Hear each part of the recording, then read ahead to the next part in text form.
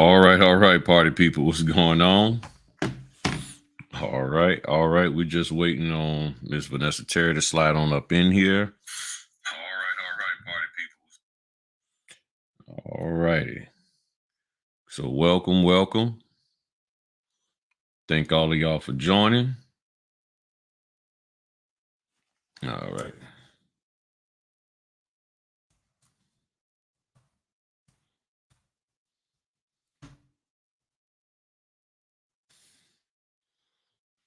All right, so let me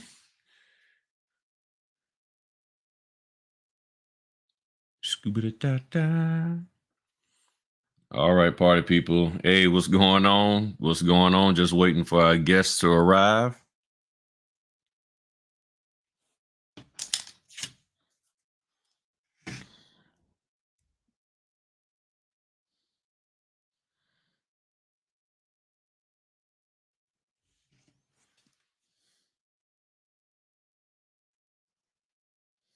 Just hold on one second.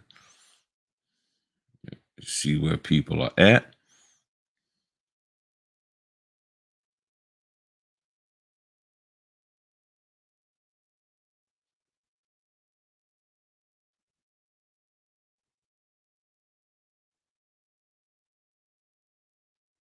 Oh, shoot.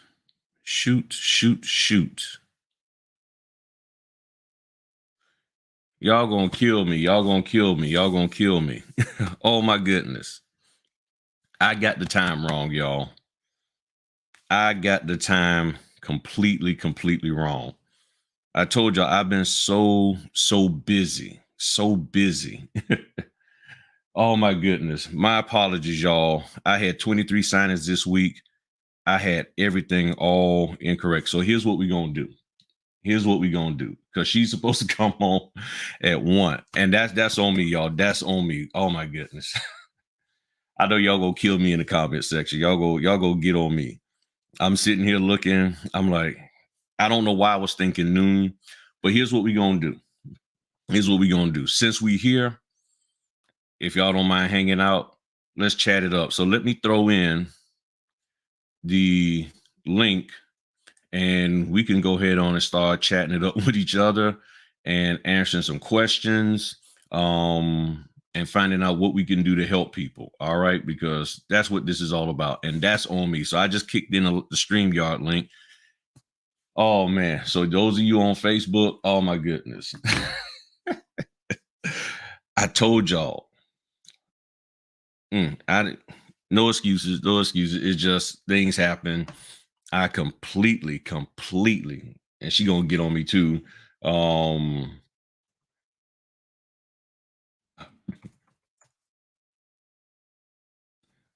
my goodness, my bad. Yeah, we go. Okay, so if anybody, look, like I said, let's just take advantage of this time, y'all, because I know a lot of times people have questions. They got stuff that's going down. So if you got questions, you want to talk about something that's going on with you concerning the notary business, bump it. Hop on in. There's the link in the StreamYard. Um, Hitting them up on Facebook. Man, I told y'all when you get going, that was on me, y'all. That was on me. So, all right, we go mobile. Thank y'all for joining. I'm serious. I just feel so bad because I work real hard to try to make sure everything is on point. And next thing you know, I'm sitting here like, I don't know why I thought 12 o'clock. I'm serious. I don't know why I thought 12. Maybe I had something in my mind about an appointment or something and everything. So what do we got going on, people? Since we here bumping, we here. We're all here with thanks. Yeah. So she'll slide in. If y'all want to hop out, come back on. That's not a problem. But I know that people got questions about signings, about the industry, about some of everything. Okay. So if you got any questions, any concerns, and if y'all saw the live stream we did last night, me and Matherin, we was talking about business mindset. And as you see, I got my poster back there. And I know it might look a little tacky just dangling there and stuff. But I will start off and say, look, having the right mindset is the most important thing. Let me let my man, Joseph, what's going on, Doc? What's going on, Griff? Fritter much, Saturday. man. What's up with you? Fritter Saturday. Yeah, man. Yeah. It's all good. It's all good.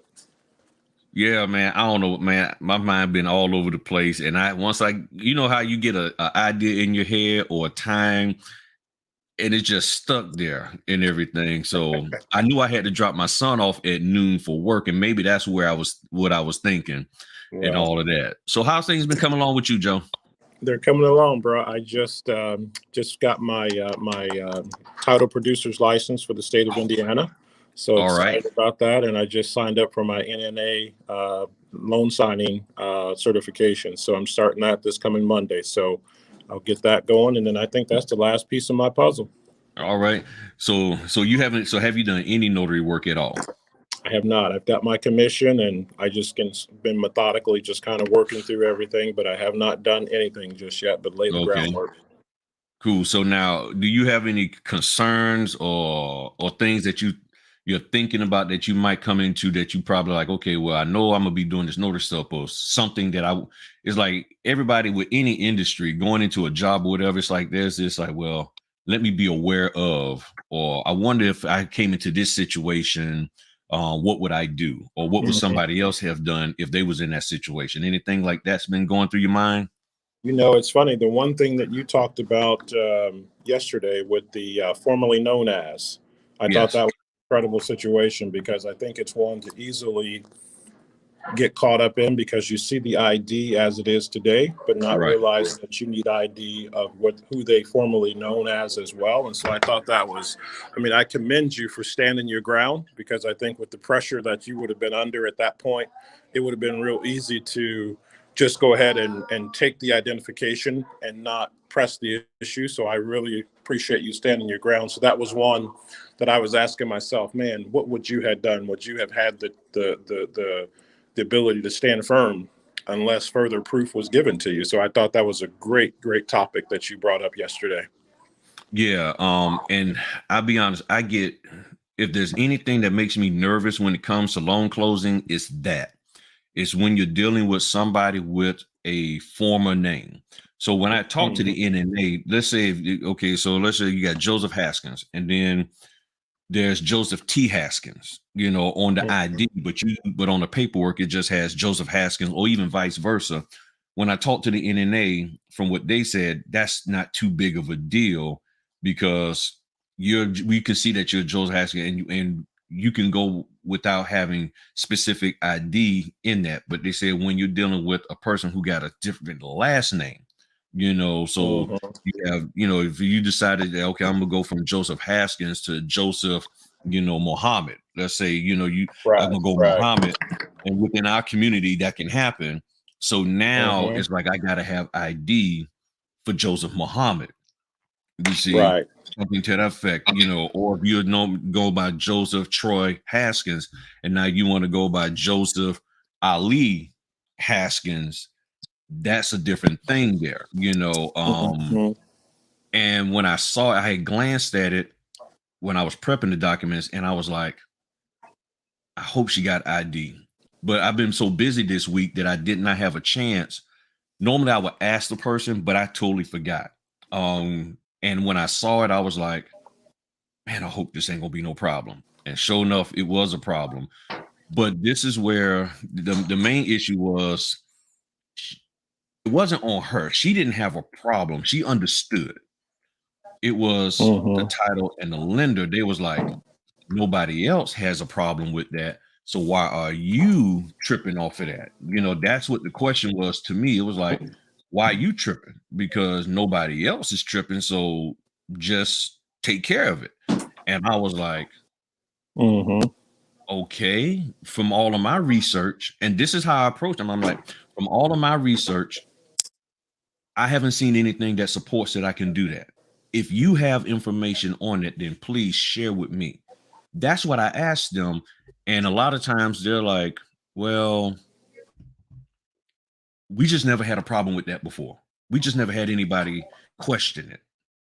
And I'm like, but that's the part of a notary. That's what notary is supposed to do. So if we're not questioning, then we're not doing our job. You know what I'm saying? So yeah, that was nerve-wracking for me. And I was really, really nervous about that, but I knew that I had to stay firm on that period. Let's see here. And somebody's asking about a printer. Here's a link to Amazon where they have, that's a printer that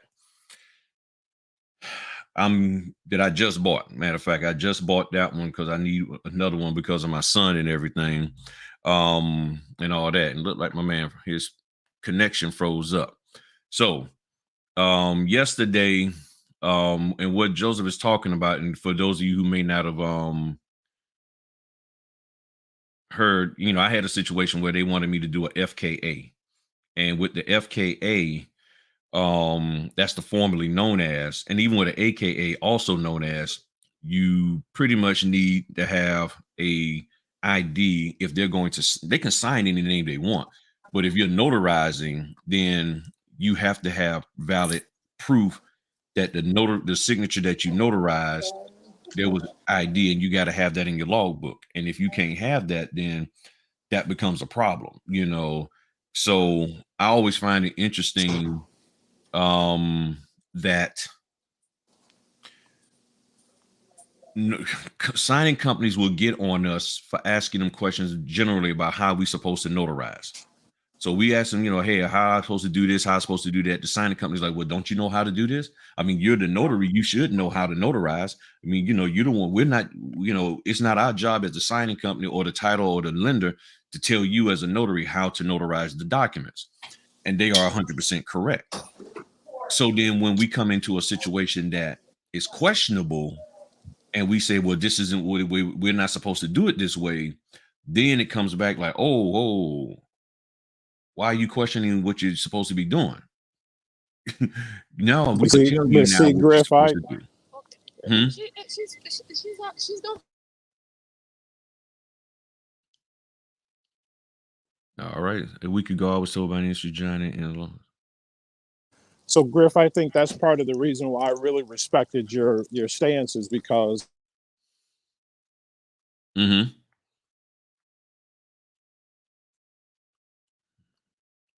sort of freezing up there, big man.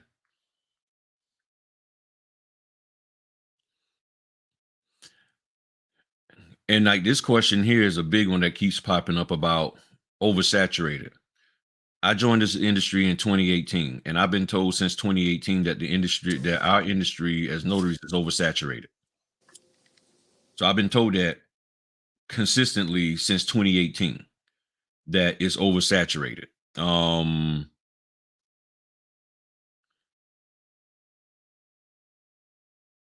Correct.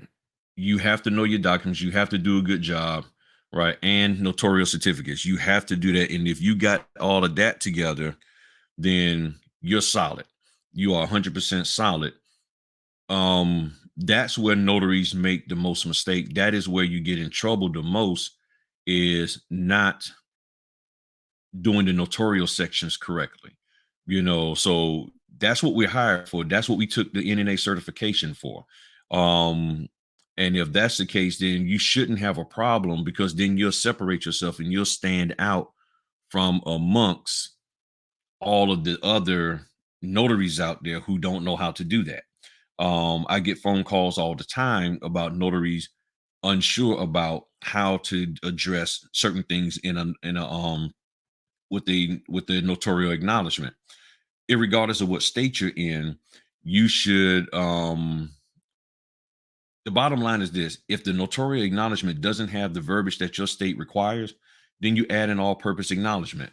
And one of the issues is, and I don't know why, I honestly don't know why it is an issue, to be honest, but it is. So let me share my screen with y'all real quick and show y'all this here. So, hey, what's going on, Miss RKJ?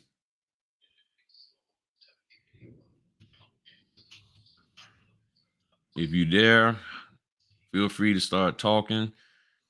So, what I want to show y'all real quick, like, this is a notarial acknowledgement sheet from the NNA. And if you come into a situation where you do not, your notarial, I'm sorry, this is the jurat. This is the jurat. But even, and I'll pull up the acknowledgement in just a second. Hold up. All right, so here's the acknowledgement. Here's the thing. If the acknowledgement that's pre-printed on the actual document does not have the verbiage that you need for your state, then you can add an individual acknowledgement. The issue that people are having is that some people are being told, don't add this because it could be stuck onto anything else.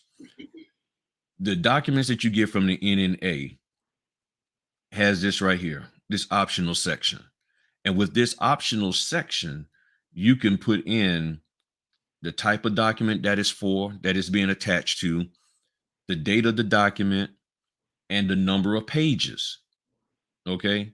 The number of pages that the document is being attached to, and if there's any signers other than the people who sign. That's what you can do. This individual acknowledgement for Virginia. You know, this is the one, and we can use this in Virginia. Florida has the checkbox of whether it was you was personally there, you know, like in person or online. So you can easily do this. Okay, you can easily just add one and then you fill in this section down here. The problem is, you know, there's a lot of misinformation out there. So notaries are like, well, do I need to add one or this, that, you know? And then people are going back and forth and arguing over whether they should staple it or don't staple it and all of that. And you also need to contact your lender or the title company and signing company and say, I'm gonna be adding next certificates. Do you want me to physically staple it to the document? And more than likely, they're going to say no. And you have to remember, as always, the people who are sharing information with you, starting from me all the way up to the big boys, none of us are paying you to do these loan closings. None of us. So you hear the information that we're sharing and you take it and even with me with a grain of salt, and then you go and you actually talk to the people who's paying you and follow their directions. Always follow their direction.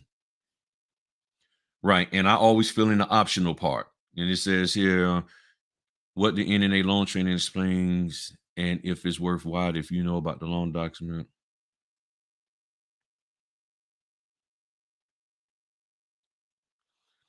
I would say it's best to find state-specific training. As I've always shared, a lot of the training out there outside of the NNA is how to run your business. That's what the training is. How to run your business, how to market your business, how to grow your business. And there's nothing wrong with that. But if you don't know how to notarize, if you don't understand what to do when you see various different situations, then you're going to come into some problems. Okay. Because you're being hired not to market your business. You're being hired to do what? That's Veronica there. You're being hired to notarize these documents, to execute them properly so that they can be recorded. That's what you're hired to do. And if you can't do that, then there's a problem. Okay. So nobody cares how much you can market and all of that. That's great. If I really focus, I can market also. But the most important part is when you are sitting down with that client, can you get the notarizations done properly? And if you can, then you're golden. And then you don't have to worry about all of this stuff being oversaturated. So Miss RKJ, are you there? Yes. All right. So what's going on with you? Nothing. I made it in. I'm just listening. Just listening right now. I don't have a question yet, but you know I will. You got a question? Go ahead on. Go ahead on. Come on. What's your question? Let me see. I think you were talking last night in regards to it might not have been you, but somebody said that it's good to have like notaries who you can refer and who you who you trust. Like if you can't do something, you can say, "Hey, I'm going to give this to Robin or whoever, and know that they'll do a good job." And I just wanted to say briefly, I'll never forget, basically what you did when you couldn't do a signing that was about 4 hours from you, but I was closer, and I was very, very nervous that that the notary coach actually you hooked me into there, and I think that when you do a good job, and I really, really appreciate that, and just in talking to you and then talking to him, I knew that, not that I don't do a good job, but it really, I was very, very nervous because I'm like, oh my God, don't make a mistake. And I must have, the family was nice. Everything was great. Nice little drive out to Loudoun County. And I just, thank you for, giving me that opportunity to do that. And I knew that I was not going to let you down. So thank you. Oh, no problem, Robin. No problem. I mean, I want everybody to succeed, and long before I got on YouTube, I was doing this kind of stuff, making sure that if somebody had an opportunity to get out there and do a closing, then I'm gonna pass it on to them, because what ends up happening, in my opinion, by me doing that, it strengthens the industry. It strengthens everybody because now a person is like, oh, okay, well, you're actually accommodating and meeting my need. And that's what we need in this industry. By meeting the need, you'll get the resources, you'll get the money that's going to come. But I mean, even in our own lives, we pay people for meeting our needs. Right. We pay the doctor because they met our needs. We pay the insurance people because they're meeting our insurance need. We pay our mortgage because, well, we have to, but they're meeting the need of loaning us the money so that we can have the property that we have. The car repair, everything. We go to the store. If you went to the store to find certain food items and they had none of what you wanted, you're not giving them any money. You will have a fit if you went to walk out the store and they said, well, okay, thanks for shopping. Sorry we didn't have anything that you want, but that still will be $200. And you'll be like, wait a minute. You met no need of mine. You did not meet my need. And you want me to give you money. So how can notaries who aren't meeting the need of the industry, as well as the individuals that are a part of the industry, demand so much money? If you are not meeting the need of a person, they're not going to pay you. So you have to start off sometimes at the low end and work your way up. And as you show them that, hey, this is where I'm at, this is the quality person that I am, there's not too many people that I know out here who understand business and respect business and expect and respect. Okay, quality wouldn't pay you the dollar amount that you want if it's within their budget. If it's outside of their budget, then now you got to make your decision. Okay, I want 200, but all they can do is pay 125. So the question now is, are you willing to go and work a little extra with some other companies, or maybe they can give you consistent work at 125, or you just desperately just got to have $200 a signing? You know what I'm saying? And as financial planners and people have always talked to me about, if you're saying you got to get paid this dollar amount, then okay, what do you got going on that you need this dollar amount, that if you don't get this dollar amount, you're in abject poverty? You see what I'm saying? That's the question that you have to ask yourself. Are you in poverty because you get 6 signings in a week at 125, and because they want $200 a pop, you getting your lights turned out, you getting kicked out? You know what I'm saying? But then at the same time, that's not the signing companies or title companies' concern whether or not you getting your lights cut off. Because before you even got in this business, you probably had done some stuff before that caused you to be in a situation where your light's about to get cut off. So now you want us to compensate you for something that you did? That's not how business works. Same thing with your job. You take a job, your job is not going to pay you because all this extra money because you got daycare. Or you get a job and then you have a child and you like, okay, well, I need a raise because I got daycare. They're like, that ain't my problem. Nobody told you to have a baby. You know what I'm saying? So you just got to get out here and do the work. And I think that one of the things, Mr. Griff, that I so appreciate and love about you is you were like my first #1 fan. My first signing, you called me before, you waited, you took time out of your day and you waited to make sure that I was okay or if I had any questions. And I know that people sometimes think that, perception is reality is what I've been told, but people think you might be brash sometimes, but I appreciated the fact that when I called you, when I made a mistake and I'm in tears and you were like, okay, so now what? What you gonna do? It wasn't, and I think I was looking for, okay, well, you were like, okay, next step. So did you fix the mistake? I'm like, yeah. And you're like, okay, so move on. So now you know not to make that. And it wasn't, it wasn't mean. You actually kind of changed my perception and was like, okay, Robin, you're human. You made a mistake. It is what it is. Don't do it again and keep it moving. But I think I was probably looking for some compassion and you gave it to me in your own way. But, and I've appreciated that about you. Now I know that about you. You saw something in me that, you were like, okay, you really want to do this. And I've been rolling since then. So thank you again. Well, my thing is this. When I look at our industry and what's been going on, there's been too much petting people up and it's been too soft because everybody is talking about how wonderful it is and how quick you can make money and how, it's a no-brainer. You can just go out here and do stuff and ... And then when people come into problems, you can't find nobody to help you. You can't find nobody to give you the straight deal. People have been just giving you a bunch of flowers and roses and, the Egyptian, the 6,000 thread Egyptian cotton sheets, and you're all comfortable and just feeling all in heaven. And then all of a sudden it's like, oh, I missed 4 stamps. Okay. Whoa. You know what I'm saying? Well, how did I miss that?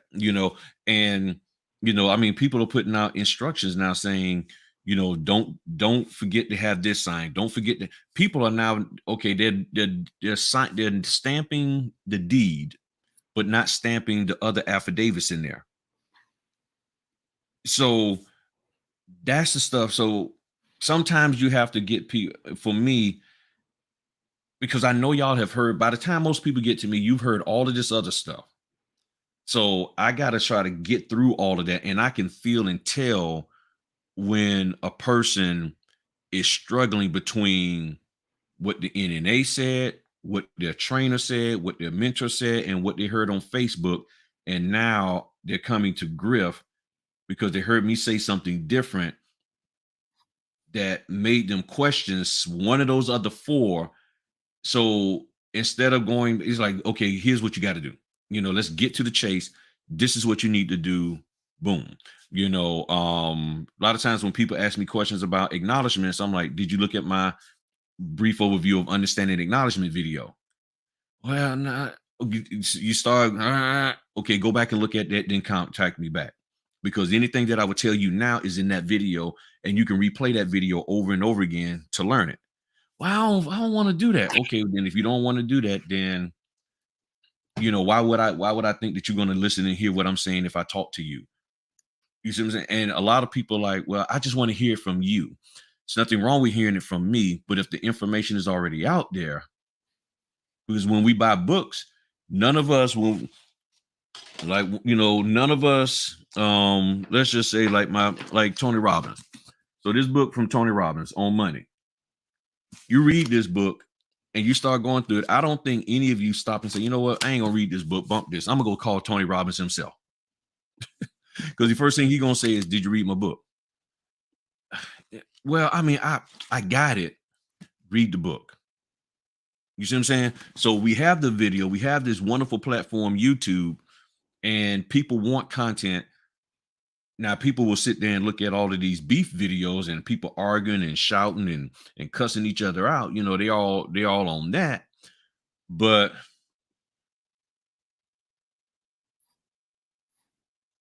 thank you. Instead of listening to quality, I mean, you got to get to a point where you're allowing yourself to receive information, believing in the information, trusting it. If you trust the source, then you can trust the information, hopefully, and then you go execute it. And that's where a lot of people are at now. They got too much information. They got too much, and everybody keeps saying hop in these Facebook groups. And the problem is over 80% of the content and the interactions in the Facebook groups are negative. So why would you date a person that 80% of the time or more they're negative just for the 1 or 2 times that they're nice? Why would you hang in a Facebook group where 80% of it is negative just for the off chance that the 20% that they do say now and I'm not saying that the 20%, the other 20% may not be negative, but it may not be accurate. So you got 20% of the time you spend in these Facebook groups that you can get non-negative information, but that information you get may still not be right. So now your percentage of getting right information out of a Facebook group, in my opinion, goes down to probably 5%. So 5% of the time I'm in this group, I'm getting solid information. You wouldn't even put your money in an investment that gave you that 80% of the money you put in this investment or more is going to be lost. You see what I'm saying? So that's the investment. You're investing your time into this. So this is why we have to look at, because see, everybody keeps saying I'm worth such and such. If you feel that you are truly worth XYZ, well, your time is worth it. So why would you be involved in something that's clearly negative, that's clearly toxic? You get what I'm saying? And they're not doing anything and saying anything that's designed to move you to a place of success. And all they can do is say, hey, turn around and give me money and I'll talk to you off on the side. So in public, you're talking all this negative smack. But then if I pay you some money, now you got the truth for me. So the truth can only come out of you when dollar amounts come to you.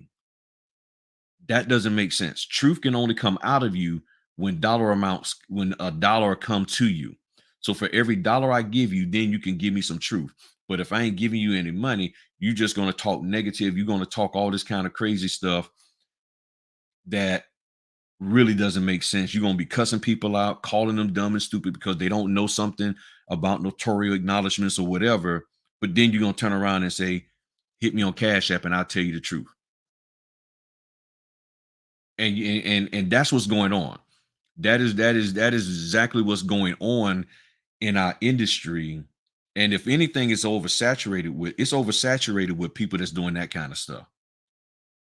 And when you have people, when you have an oversaturation of negative, unpopular content and mindset, then it just permeates over into people who aren't willing to go and do the hard work themselves. And then you get bad notaries giving information out. Then you get bad notaries executing documents incorrectly, and that's causing the industry to lose money. So it's a ripple effect. It is a solid ripple effect that the more you allow yourself to hear and listen to negative stuff, you wouldn't even let your kid You don't even want your kid to listen to 1% of, you don't even want your kid to have 1% of their time where they listen to the negative stuff. We know that's impossible, but your desire is like, I want my kid to hear things that's going to help them grow. So if you want your child to grow and move forward, whether it's a small child or an adult child, why are you putting yourself in a position to hear stuff that is nowhere near designed to help you grow as a business owner or as a person? That doesn't make sense. And you can try to justify this all you want, with the TTN syndrome. Well, I'm just in case that is a little tip, trick, or nugget. So 80% of your time you spend 4 hours a week. That's like, but if you spend 4 hours a week listening to negative, you're in a Facebook group and 3 hours of it is negative for just because you got that in your mind, you got that in your head, and what you have the most of in your personality, in your mindset, in your heart is what you execute. So no matter how well the information may be, it doesn't trump all that negativeness that you've allowed to sit there inside of you. So you're talking about 9 hours of negative stuff in a month versus 4 hours of good stuff. That's not a good ratio, people. That is truly not a good ratio for success at all. Everything. So now how many signings you at about now, Robin? Because you should be at about 4,000, right? No, I think I'm at 72. 72. Okay. Yeah, because I had to go back to my had to teach the children, Mm-hmm. Yeah, yeah. And I'm still trying to organize, organize how I can according to when I'm in school versus when I'm out of school, when I get out, when I can do them. So sometimes it takes me and I'm missing a lot. When I say a lot, I'm missing a lot of signings because it takes me a minute to look at my calendar and then, make sure that I'm not in class or meeting or something during that day. So I'm missing a lot of signings behind that. So I got to get better at that. Yeah. Now, M. Cannon. Who was that? M. Cannon? Who was that? Yeah, M. Cannon, the one I have on screen. Hop on the live. I want to walk you through answering this question for you and everything and stuff. But no, Robin is doing great. Robin has come a long way. She is really doing good. Yeah, so I'm very proud of Robin. I mean, I'm very proud of what she's doing. She is tearing it up, I'm very, very proud of what she's doing. And she's eventually going to get off that W-2. She's Oh gonna get yeah, off. I need to She's get gonna away get from off. them kids. I got to get away from them kids. Yeah, she's gonna get in there. She's gonna do her thing. So I'm very, very proud of her. And then like what Sage Perception said, it's oversaturated with coaches. Wow, And again, here's my thought on this. And it's just like with any educational field runs into this. The more educators you have, the more students you need. Okay. So right now, if at Robin's school, let's say if at Robin's school they have 35 instructors, the moment they add 10, 15 more instructors, they're either going to have to do one or two things. Divide the classes that are there so that those instructors can have students to teach, which reduces the amount of students per teacher, which is probably a good thing. Or if there's a requirement that each teacher has to have a minimum amount and splitting the class will put you below that minimum amount, now you got to add more students. Then the question comes where you get these more students from. So take that same concept and bring it into the notary world. If there's all of these people that want to be trainers and coaches, well, if I'm coaching and training people, I'm not giving you my people. I'm not splitting anybody with you. Okay. So that means you got to go get your own. Now, how do you attract people? You have to put something out there very attractive to make people think that it will be beneficial for them to want to do two things. One, become a notary, and two, get trained by you. So that means you've been doing this here for a little bit of time. You got to brag about how successful you are, how this, how that, in order to hit somebody in their pain point, in their emotional hotspot.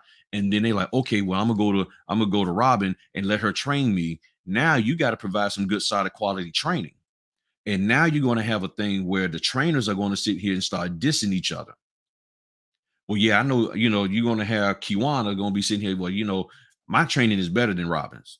I mean, yeah, Robin, yeah, she's been doing it for a little bit, but she don't know how to train you like I know how to train you. So now you got the trainers going to be sitting up here competing for every fresh piece of notary body that comes in. And you're constantly trying to get more notaries in the business so you can train people, because you're no longer doing closings. So your money now is tied into these human beings that you need to educate, or think you're educating them. And then if you don't do the proper job of educating them, then what do? Oh, man, I didn't even learn anything from Robin. Let me go over here to Kiwana. And then they're like, I ain't learning anything from Kiwana. Let me go over here to Mike. And then they're like, well, Mike was better, but I'm still confused. So now you have, let's just say, 300 notaries that popped into the industry, and only 8 or 9 of them are prepared to actually go out and do the work. That sounds like what we deal with in college. All these kids go into college, but then only 5 or 6 of them can get a job. So y'all tell me how what we're dealing with is not the same. I mean, we're going down that same path with this, So with estate planning, all you're doing is notarizing the same document, the documents. You don't have to get involved in actually the estate planning itself. You do not have to get in there and try to know what the estate planning documents are, the content of them, because that would be on the attorney's side. The attorney will have all of that.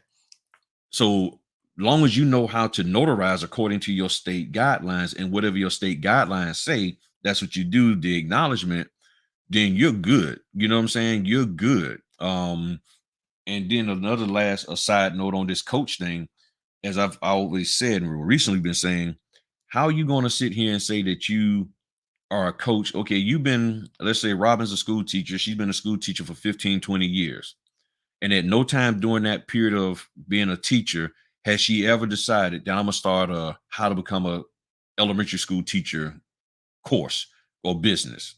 She ain't coaching nobody in it. She ain't mentoring nobody in it outside of what the school says for the new teachers. She hasn't started no business about how to be an elementary school teacher, no courses at all, no videos about it. But within 3 months of being a notary, now you need to pay me $400. And I'm like, wait a minute, you got 20 years experience in this industry, 3 months of experience in that industry. And now you want people to pay you $400 for 3 months of experience, but you won't even step out on faith and start something where you got experience of 20 years, which you could probably garner more money because you got the experience in that industry versus the notary industry. And I'm like, okay, so if the industry is that simple that you can come in it and instantly turn into a coach and into a guru within 3 to 6 months, then really do I need you? Do I really need to be educated by you? I might as well just go ahead on and figure it out myself.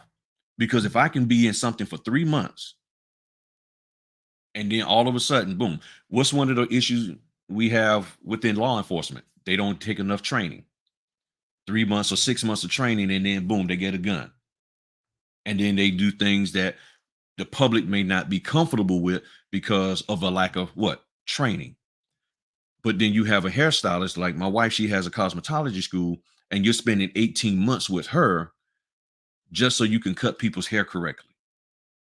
So I don't understand why you feel that it's accurate and applicable and should be the norm that you spend only 3 or 4 months as a notary, and now you want to start this notary training business and coaching and helping everybody on their journey when you can't even do that as a, even after you get your license at a cosmetologist, you still got to go and get some experience before you can even be effective as an instructor. You see what I'm saying? So it says, remember when you grooves a person can put anything in Notary Gadget, making it look, yeah, they can, yeah, that is true. That is true. And I've been meaning to talk about, people can just add stuff into Notary Gadget. You can get separate Notary Gadget accounts. So you can have, like, I got 3 different email accounts with my notary business.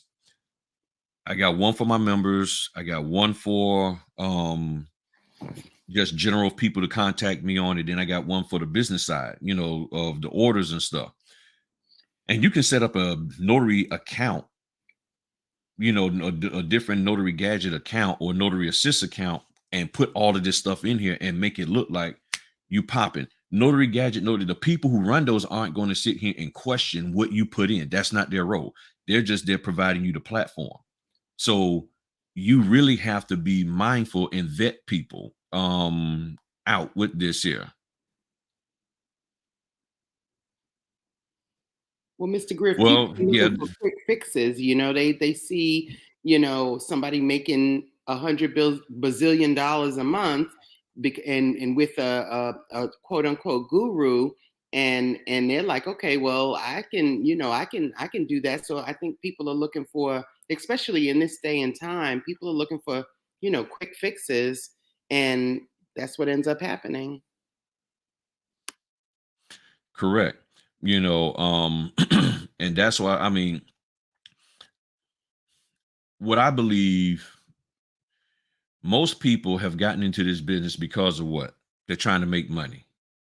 So as I was saying last night when I was talking with Matherin, when we was doing a live, here's the thing. What is more important, people? Making money or having bragging rights about how much money you made and what type of closings you did or what type of assignments you did? Which one is more important? Because if it's more important for you to be able to say, I did 2 signings this month and made $6,000, okay, then fine. As long as you got 2 signed, as long as you got a company that's going to pay you 3 G's a pop, that's fine with me. Go for it. But you can't sit here and start a notary training business off of that and say, well, I'm going to teach you how to do the same. The same, because where that person is that you're trying to train, it may not be applicable in their area. So you're sitting here in your area and you got a connection that can pay you $3,000 for doing 2 signings a month, you know, or $6,000, and you doing 2 signings a month, they give you $3,000 a pop. Nothing wrong with that. I'm not against that. But I'm against, and I'll be honest, I'm against you then turning around and then trying to train people like I can teach you to do the same when you don't know that area, when you don't know how things work in their area, and you're trying to say that what's happening with me is the same everywhere. I mean, let's be real, people. We don't even follow people's advice about marriage. You get married or you dating somebody. Well, girl, this is what I do for my man, and this is how we keep things right and going on. Yeah, man, this is what I do, man. My wife, I do this, my wife is happy. And then you go trying to do that, and it's like, well, okay, well, my wife don't like that. You know, my wife don't like real flowers. She like, you know, fake flowers. No, man, bump that. Go get the real flowers. But I'm telling you, she don't like real flowers. You see what I'm saying? So you got to know what's going on in your area as a notary, and then you hear what people are teaching, and then you say, okay, I can use that. I can't use that. I can use that, but I can't use it now. I will never be able to use that. I can use that for a limited time. You see what I'm saying? So these are the kind of things that we're supposed to do as a business owner and everything. And yeah, y'all, I have made, for those who hopping in, I forgot I did the time wrong. I said 12 o'clock for, you know, for Vanessa. It's actually 1 o'clock. So that was my bad and everything. So we just sitting here chopping it up and everything. And the majority mindset, Griffin service. Thank you, lady. So what I wanted to show y'all also, where is it? I had it. Back on it. Okay, let me show y'all this, and I'm gonna throw some more of those comments up. Take that down for a second. So this is the National Notary website. This is my account. Under member benefit, when you get the NNA membership, the certification thing and the NNA membership for is a hotline are two different things. So when you have the hotline membership, they changed their website around. So I had to figure out where this stuff was. They got notarial certificates here. Let me zoom this in a little bit more for y'all. So you got notarial certificates here, okay? When you go and you can go and download notarial certificates for any state. So when you are dealing with, and I'm gonna just pick Colorado, you got all of these different notarial certificates for your state.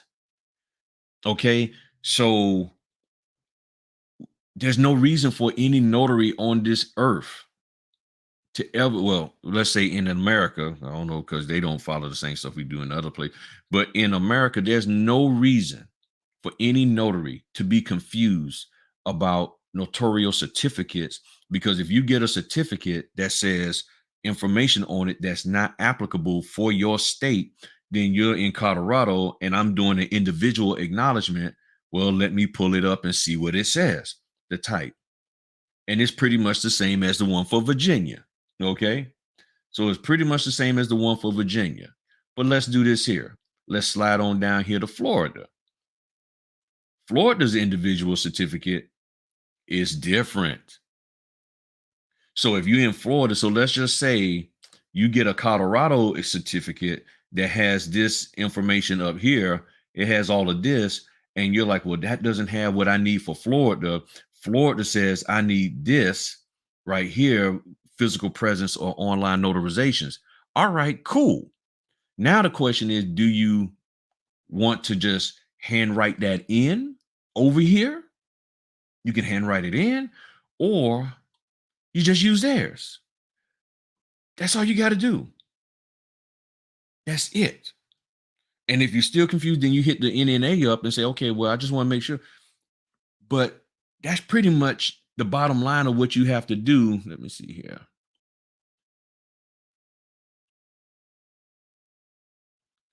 Right. And there are people out there who will give you answers. And I'm one of them too. My answers are a little bit more long-winded, but I have a video series out there on a playlist called Answers. So if you just want to hear an answer from me, not necessarily the answer, but just an answer, okay? I got 5 videos out there. They run about 3 to 5 minutes a piece, real short videos, which is a rarity for me. And they just answer questions. Just simple, here's a question that was asked, and I'm just giving an answer. I'm not giving a whole lot of context or detail to, I'm just giving an answer. A lot of people got mad at me for doing that, thought I was being snarky, which I was, but this is, that was my way of it. Okay, you want me to just give you an answer. You don't want to understand. You don't really want to learn and understand why you're supposed to do something. So here, look at those videos. Like one of the questions people keep asking, should I, printing on letter and legal?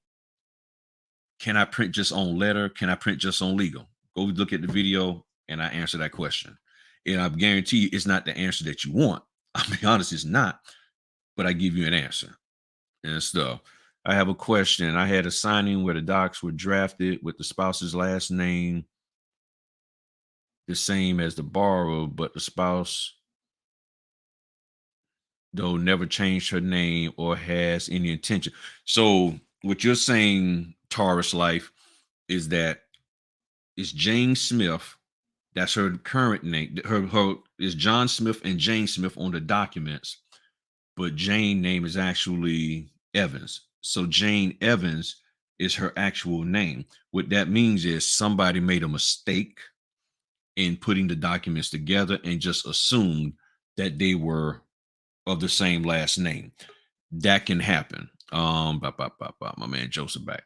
That can happen. And I've seen that. So all you can do is contact the title company and the signing company, let everybody in the equation know this is what happened. If for some reason you're not getting a response from them, then what you need to do is what you need to do is have the signers contact their contact, which will be the lender. And then they'll figure it out. Oh, okay, well, they did this wrong. No, no, no. Because at what point is this the notary's fault? It's not. The notary can't fix any of this. So to take on ownership of that would be, in my opinion, wrong. You should not take on ownership of that. But a lot of notaries are being told to take on ownership of that, and you should not take on ownership of incorrect documents that you had nothing to do with. You get what I'm saying? You had nothing to do with. There's no way you can take ownership of. I mean, yes, you can apologize out of courtesy, but you can't take ownership. And then sometimes you may have to be a little mindful of how you apologize, because you can't apologize in such a way as if you're saying, well, it's my fault too. No, you can't do that. You have to be careful about doing that and everything. So you said when some documents have incorrect names, but one signer you generally join. I don't leave the signing until they tell me to leave it, because I've been in, because every lender, because it goes all the way back to the lender as well as the title, where the title, and then they got to talk to the lender. They have compliance departments. Does this comply with federal, state regulations? Does it comply with our guidelines as to how we want the documents? Because I've been in situations where they said, okay, have her or him line through the incorrect name and print the correct name and then sign the actual name. I've had times where they said, kill the whole thing, we'll send some new documents out. So you have to find out from them. One of the other issues that notaries are doing is that they're just calling it quits on a signing without getting approval. And that is the worst thing you can do. The only time you have the ability or the leeway to just go and just cancel or something is if it's an unsafe situation. So if the stuff is wrong, and then next thing you know, you got folk pulling out Glocks and grabbing bats and all of this stuff and getting all, then yeah, bounce, get out of there, get in the vehicle, get to a safe location, contact everybody that's involved. But if they're just fussing over or just upset that the documents are incorrect, you can't just say, okay, well, the sign is over by. You got to get approval and permission from the signing company to do that. And that's a part of your service agreement with them. You know, that's in the service agreements and everything. I have noticed that since I've added to my bio, I seem to be getting added what to your bio? You seem to get less notification. I understand that there are a lot of factors. Okay, now the question would be, what did you add to your bio? Because the stuff that I always talk about adding to the bio is centered around explaining that you know how to do various different add Vanessa in here. Hey. Yeah. Look, I've been so busy. I had the time wrong. I was advertising at noon. So I've been on here. That's not on you. That's not on you. That was on me. That was on me. Told me I could have hopped on here. I know. But I was chopping it up with everybody else. I've been doing some notary training with them and all of that and stuff. So I would have came on early. On early. So for you, Ishma, like you saying here, you notice that you added to your bio getting less notifications. It all depends on what you're adding to your bio. As I've always shared, that you need to communicate to them that you understand the loan closing process, that you understand that they don't want you to scan back documents, that they want you to scan back documents, that you understand that you should not be double-side printing documents, that you shouldn't be emailing documents, that you're supposed to be there to watch them notarize the documents, not dropping them off, go take care of man and TT, and then come back. You know, you have to educate, let them know that I know that there's a non-borrowing spouse. And if there's a non-borrowing spouse, they do not sign the note. They don't sign the loan application. They don't sign the addendum to the loan application. If you're communicating those key things, then I see no reason for you not to continue getting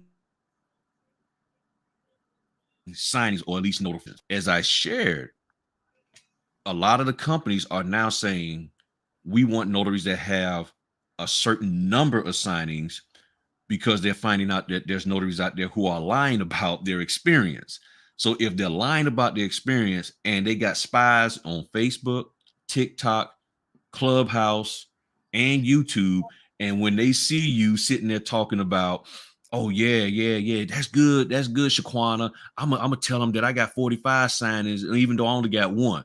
They see that kind of stuff, or they see that you connected with people who are teaching that, they're going to be like, you know what? Okay, you got to have 200 signings, because they're losing money. And that's what we're going to be talking about with Vanessa.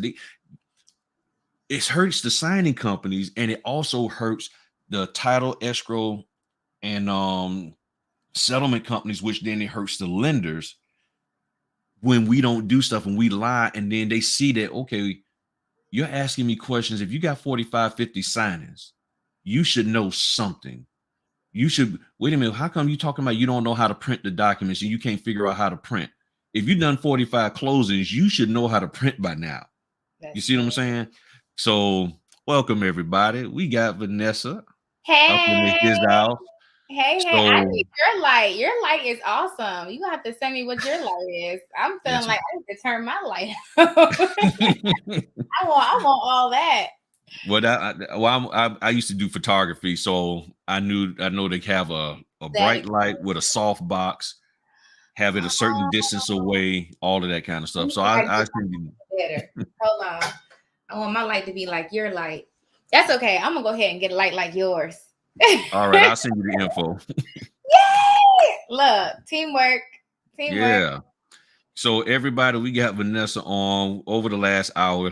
We just been chopping it up and everything. This week I did like 23 signings. I wasn't expecting to do that many, and they just started rolling in. I had 6 on Friday. That's good. And 2. Actually, I had 7. Might have been 8. Well, it actually 8, but I had a 12 o'clock. No, I had a 1 o'clock, and the next thing I realized I had 2 1 o'clocks. So I got one of them switched over to my son, and I was like, okay, we good. Then I looked at my schedule again and realized I had 2 3 o'clocks. I'm like, what the world? What I'm doing? What did you do? I forgot to put them on my calendar. And so when I called to confirm, the lady was like, look, we chilling. We got to go work out and do some stuff. So when you get here, you get here. So I took care of the 1 3 o'clock, and then I went and took care of the second 3 o'clock, and then I went ahead on and got done with my 5 o'clock, and I was done. So it was an 11-hour day, but it was a good day of back-to-back signings, and everybody. I mean, I went from Chesapeake, Virginia Beach, Norfolk, and Newport News. So I was all the way in Newport News, came back to Norfolk, Chesapeake. I was rolling, but what made it easy was that 4 or 5 out of the 4 out of the 6 signings I had all of the documents for already. Good. And 2 of them, one of them was a loan modification, only 10 pages, and the other one was a seller's package with 31 pages. So that right, so those was able to go quick. So that just helped me stay online. And the Newport News one came late. I was supposed to be there at 1. I didn't get the documents until like 12:15. And I hadn't eaten. Yeah. So that made things. Yeah, no, I did eat. That's why it took me a little while to get to Newport News, because I went and got me some Chick-fil-A fries. I was like, oh, Chick-fil-A fries. I love Chick-fil-A. Yeah. So, all right, people, we got Miss Vanessa Terry. Me and her have finally met in person a couple of weeks ago and everything. And she told me I had to sit at the table with her, and I had to watch her kids and everything. And I was feeding them ice cream and pizza and all of that. Yes, we like family. We like family. So one of the things that we want, since she owns a signing company, and one of my I guess you could say pet peeves is notaries giving signing companies a hard time. That is really right now my pet peeve. Notaries giving signing companies a hard time, and I have to use this word also, unjustifiably. So if you have a justified reason to give a signing company a hard time, my mouth is shut.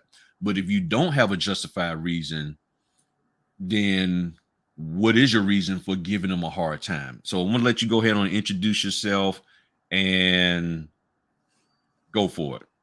Okay, so I'm Vanessa Terry, founder of Notary to Notary. Oh, I get the whole thing. Oh, snap. Okay. Vanessa Terry of Notary to Notary. I train notaries all over the country and teach them how to build successful notary businesses. You know, how to not just stamp papers, but how to actually gain clientele, how to grow your company, how to run your company, how to be profitable. So we cover a lot of things, but I love that we're talking about signing services because I started my signing service actually about 3 years ago, but it really didn't take off until last year.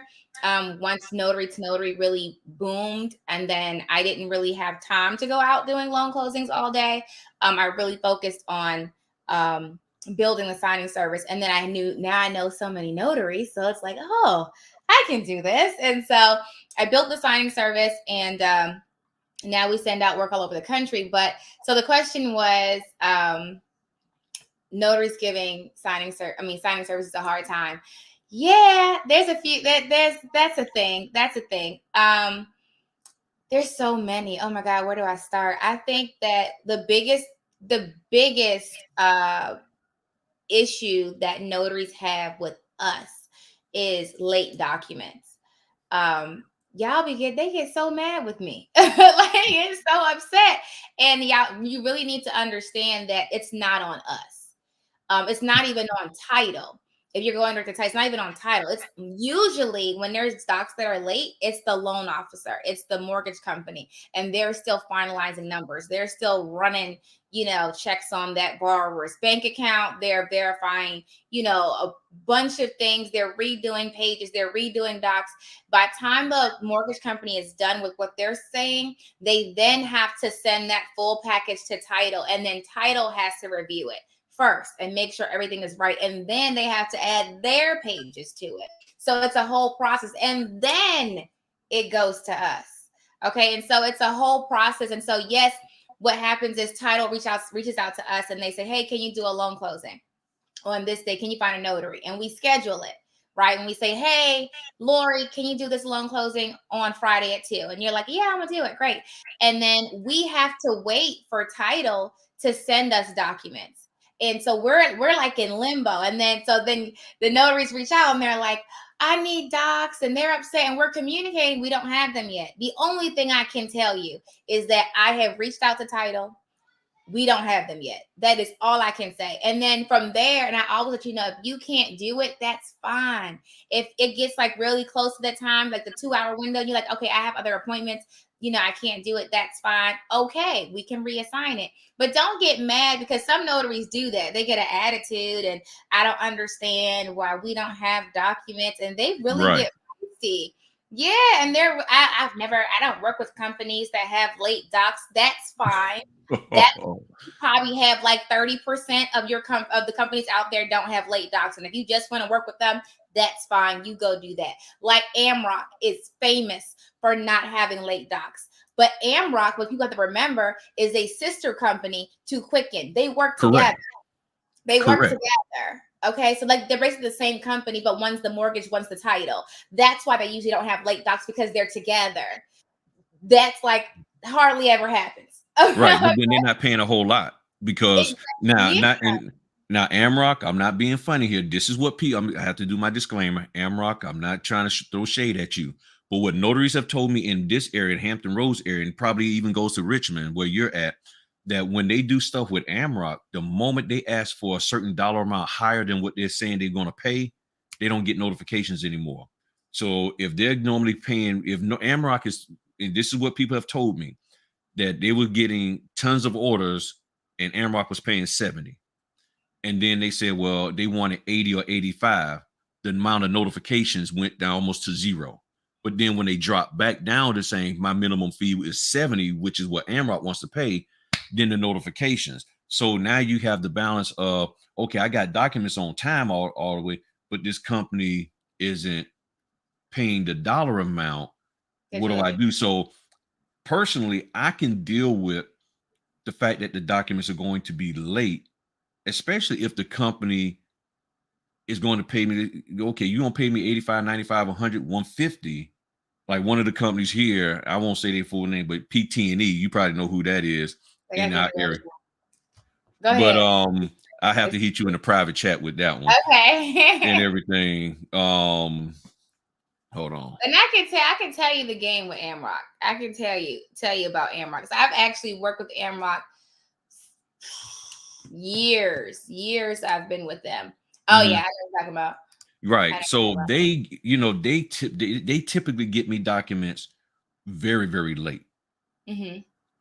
But that one I went to Newport News was 150. Yeah. So now you got a decision to make as a business owner.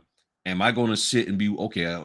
And I'm sitting here like I got 2 3s, 3 o'clock. I know I'm gonna be late for something, but man, this 150. So I'm sitting here like, okay, 150. Let me go ahead on and be patient. And see, this is where notaries have made the mistake. I've had notaries contact me, Vanessa, and say, well, if the documents aren't to me by within 2 hours, I just cancel. Don't do that. I know that I've seen that in the Facebook groups, and it's like, where are you guys getting this from? It drives me mad. Like, don't do that. It's just like, it's frustrating. And then they'll call me and say, well, they'll tell me that, and then they add the caveat, but now I'm not really getting any notifications. Well, what do you expect? Because now, and a lot of people don't realize that the moment Vanessa sends an order out, Griff accepts it. In certain systems, notification goes back to her company and other people in the process to say, hey, Griff has accepted this order. So if they assign it and they say, Griff says, I want it. So they get the notifications with Vanessa.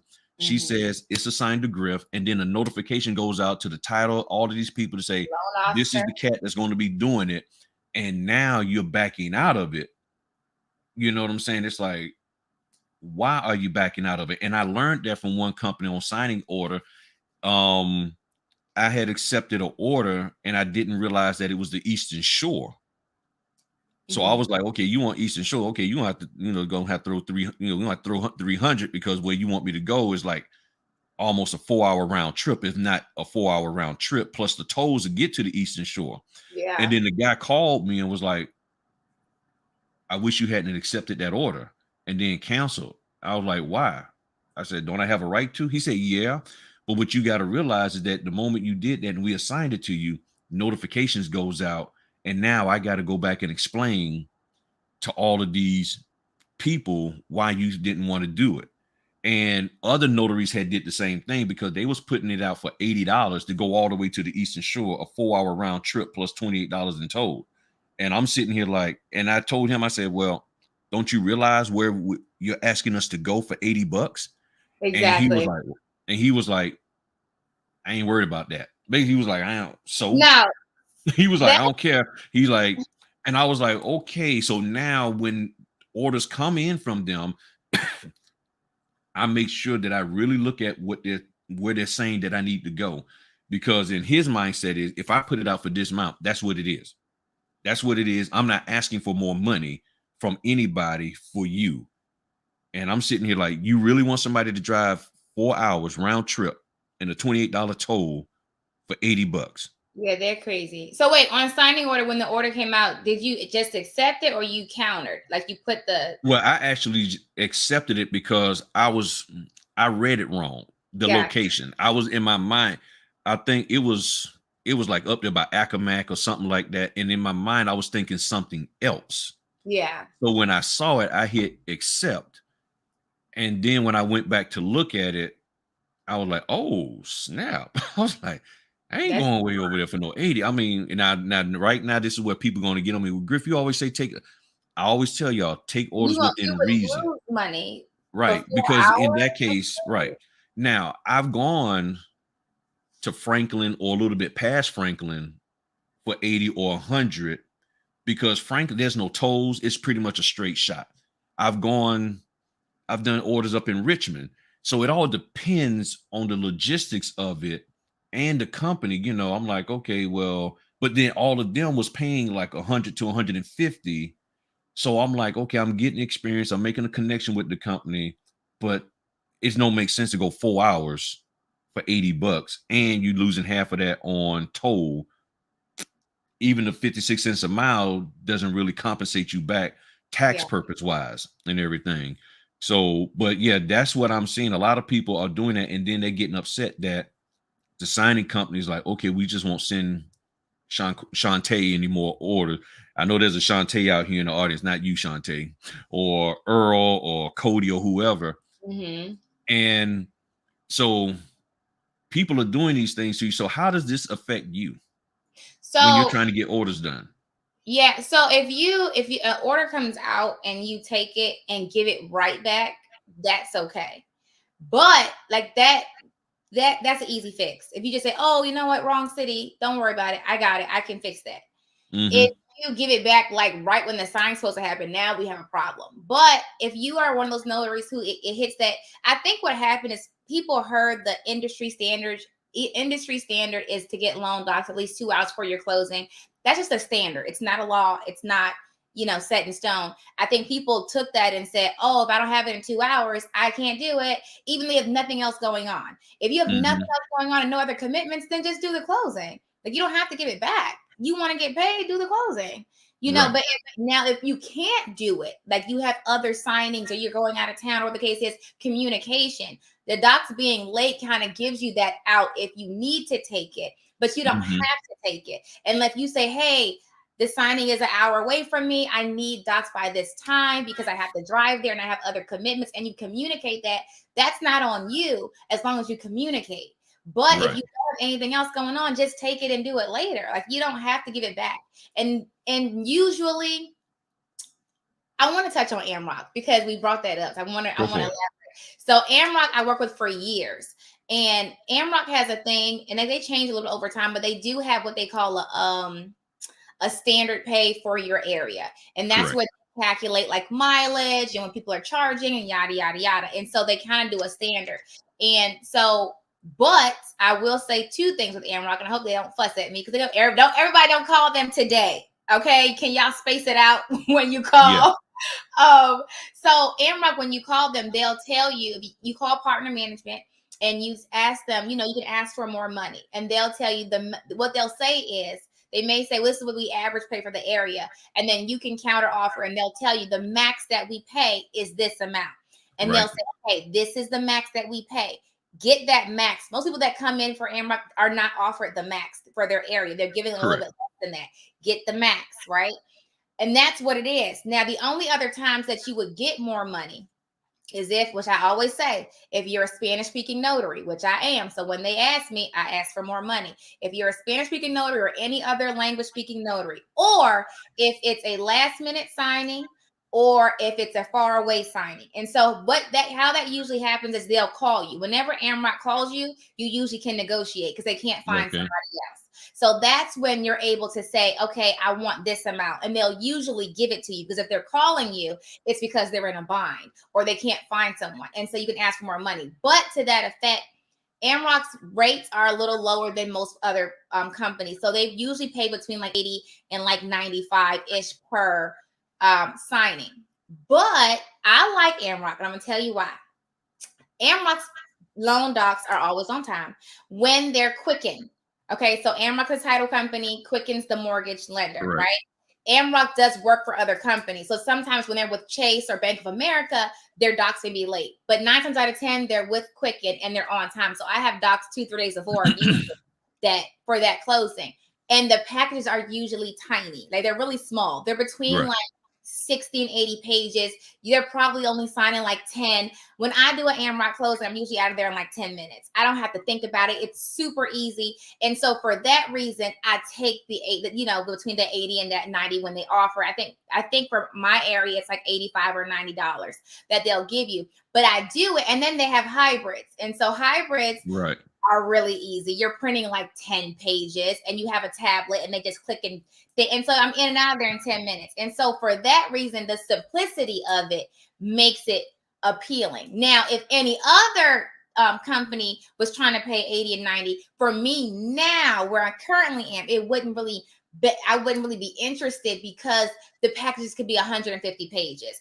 Amrocks are like 80. And you're not printing 2 sets with Amrock. That's another piece. So Amrock, you don't have to print 2 sets when they're with Quicken.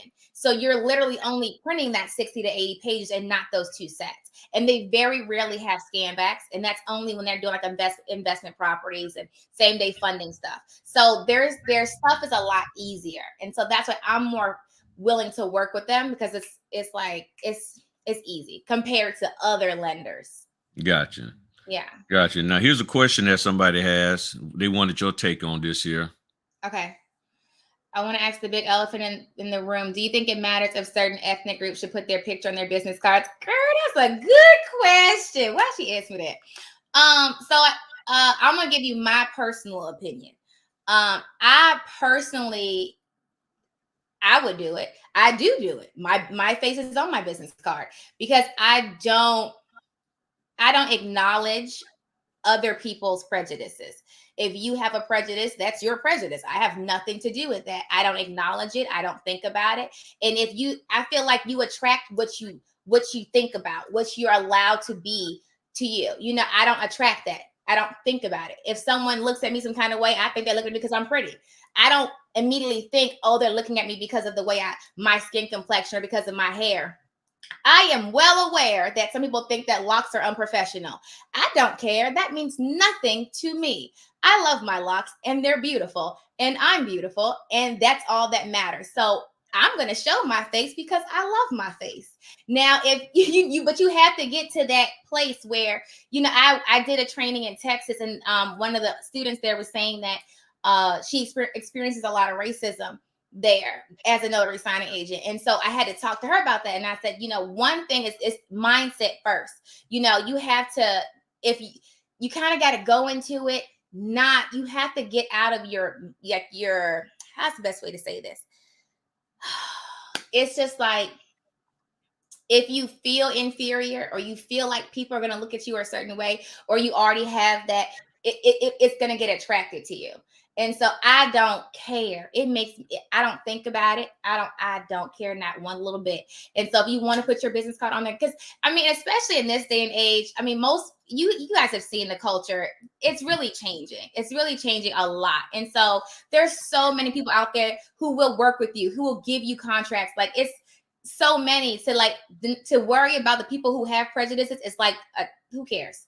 Like, don't even let that stop you. Yeah, and I know because there's been times where I've walked into a title office to, you know, introduce myself, and I can tell they're looking at me like, oh, yeah, old guy with the gray beard.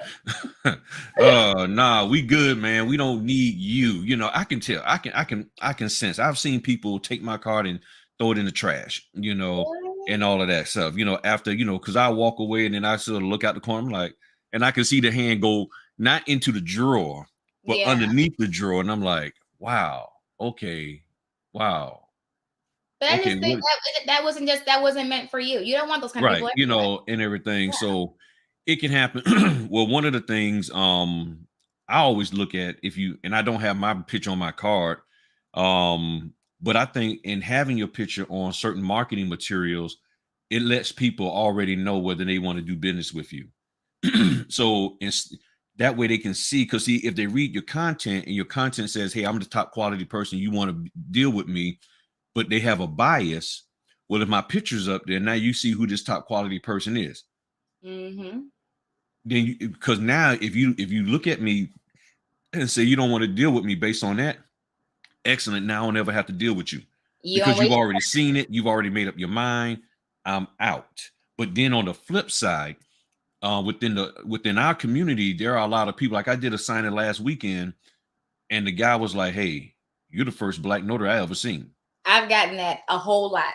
So, so having that also helps the community, and it also lets people know that, hey, we also can call on you, because in the climate that we're in today, sometimes, and we have like the website We Buy Black, you know. So if you're, and I'm not, and again, people, those of you who are not melanated like me, I am not coming against y'all or saying anything.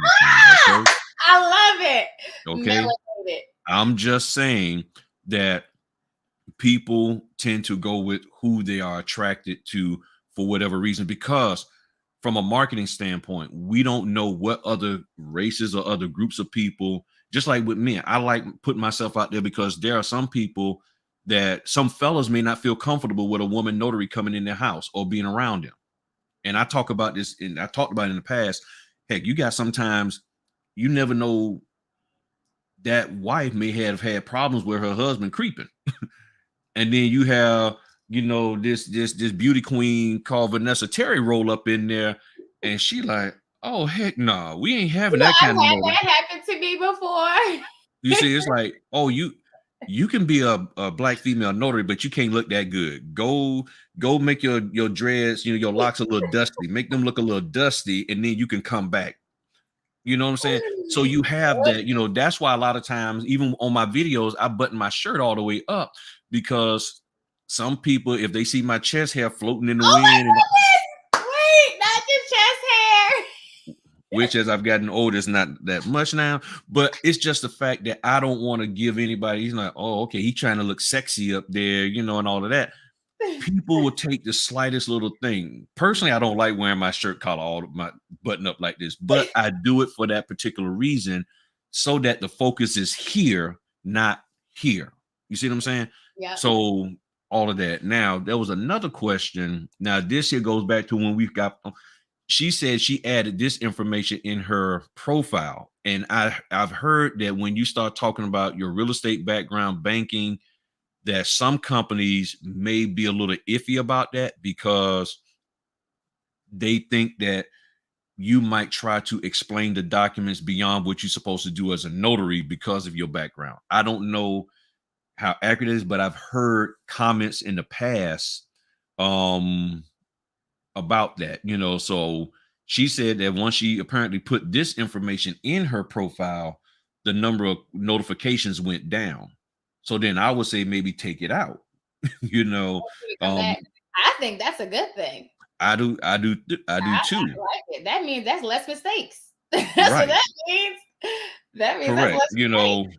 Yeah. So that, I don't know. And see, that's an iffy one because I think it's a positive.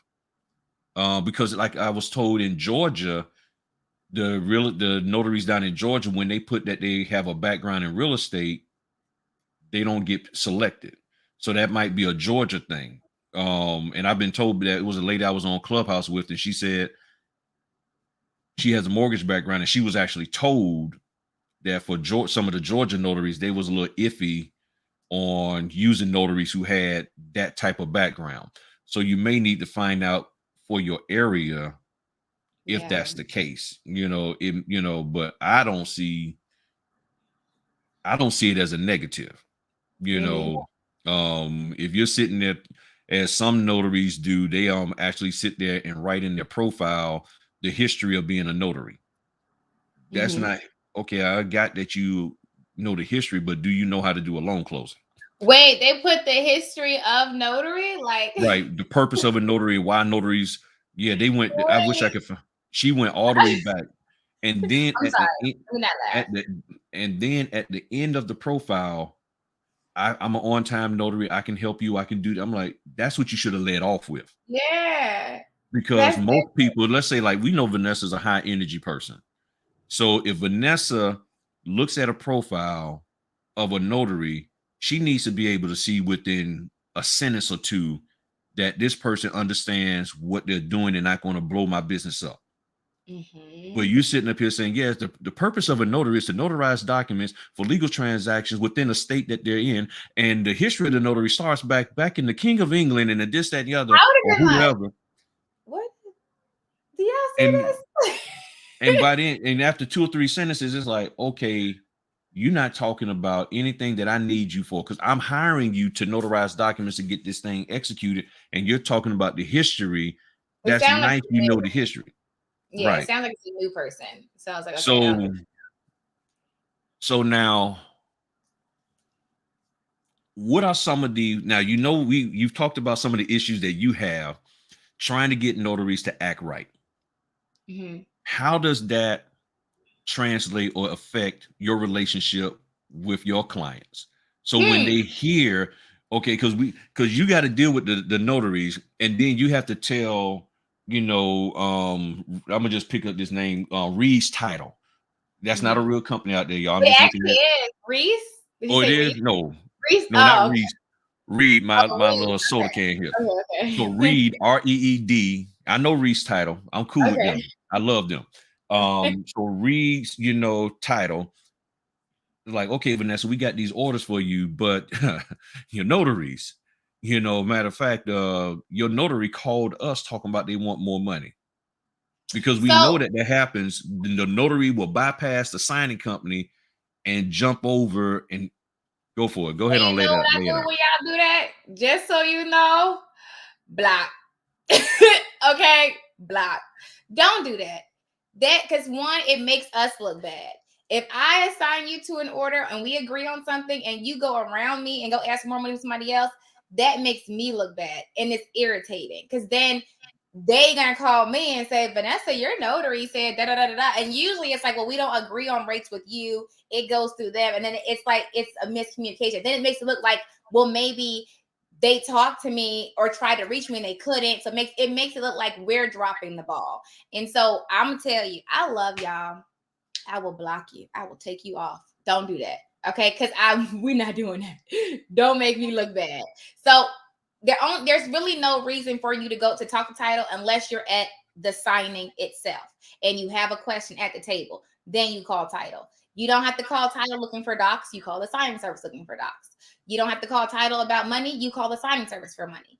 It's just the way it goes because then it's like, okay, I've had notaries reach out to title looking for payment when like a couple days after the signing, and it's like, did you read the confirmation? We paid 30 days out. So when you go talking to them, I've had some, and then one time they did that and the title company didn't know what was happening and they cut the check to the notary. But it was like they cut my check made out to me to the notary and sent it to them. And they were like, oh, wait, what are we doing? And I'm like, why would you do that? And so you're confusing them. Stop. Okay. Deal with the signing company that hires you. That's it. Period. The only time you call title or the loan officer is at the table. That's it. Boom. Now, see, that's interesting because so many notaries hit me up talking about they don't want to call the title company or anybody. And I'm sitting here like, why not? Well, I don't want to seem like I don't know what I'm doing. So, okay. So then who are you contacting? So you hop on Facebook and then get cussed out on Facebook. You hop on because that's what people do.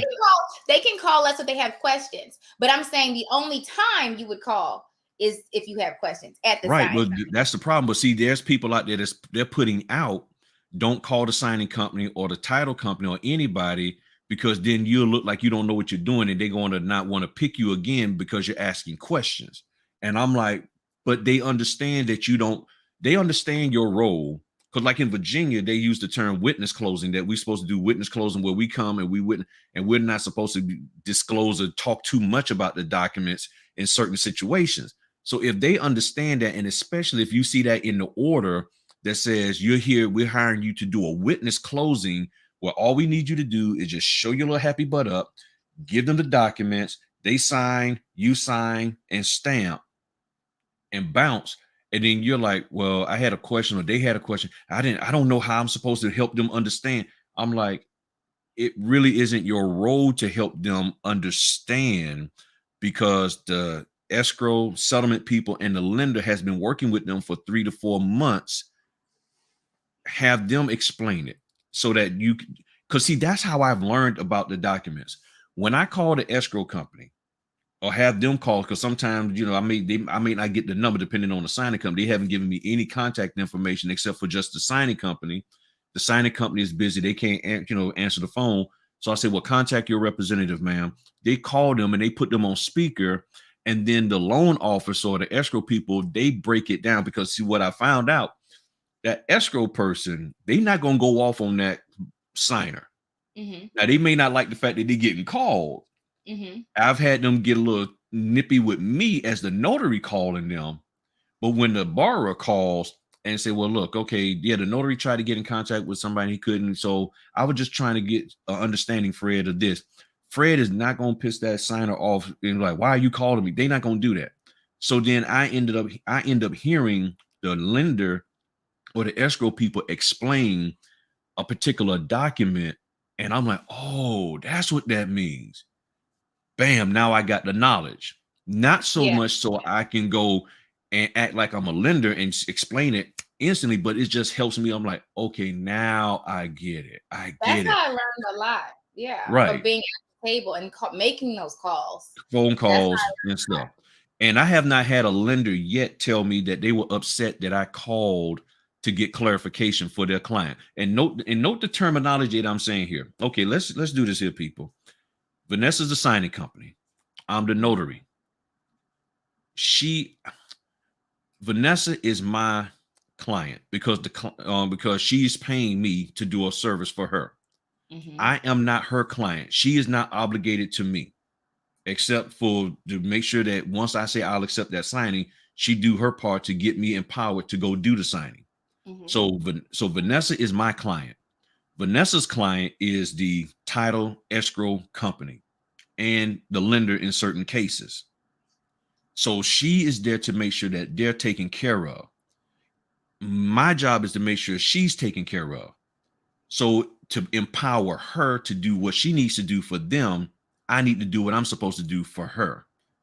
And a lot of notaries are acting like the signing company is supposed to cater to them and make them happy and comfortable with either getting me documents 16 days before the signing is due, getting me this, that, and the other, and paying me 10 minutes after I drop the documents. And that's not the way it works, people. Can I say a piece? Go for it.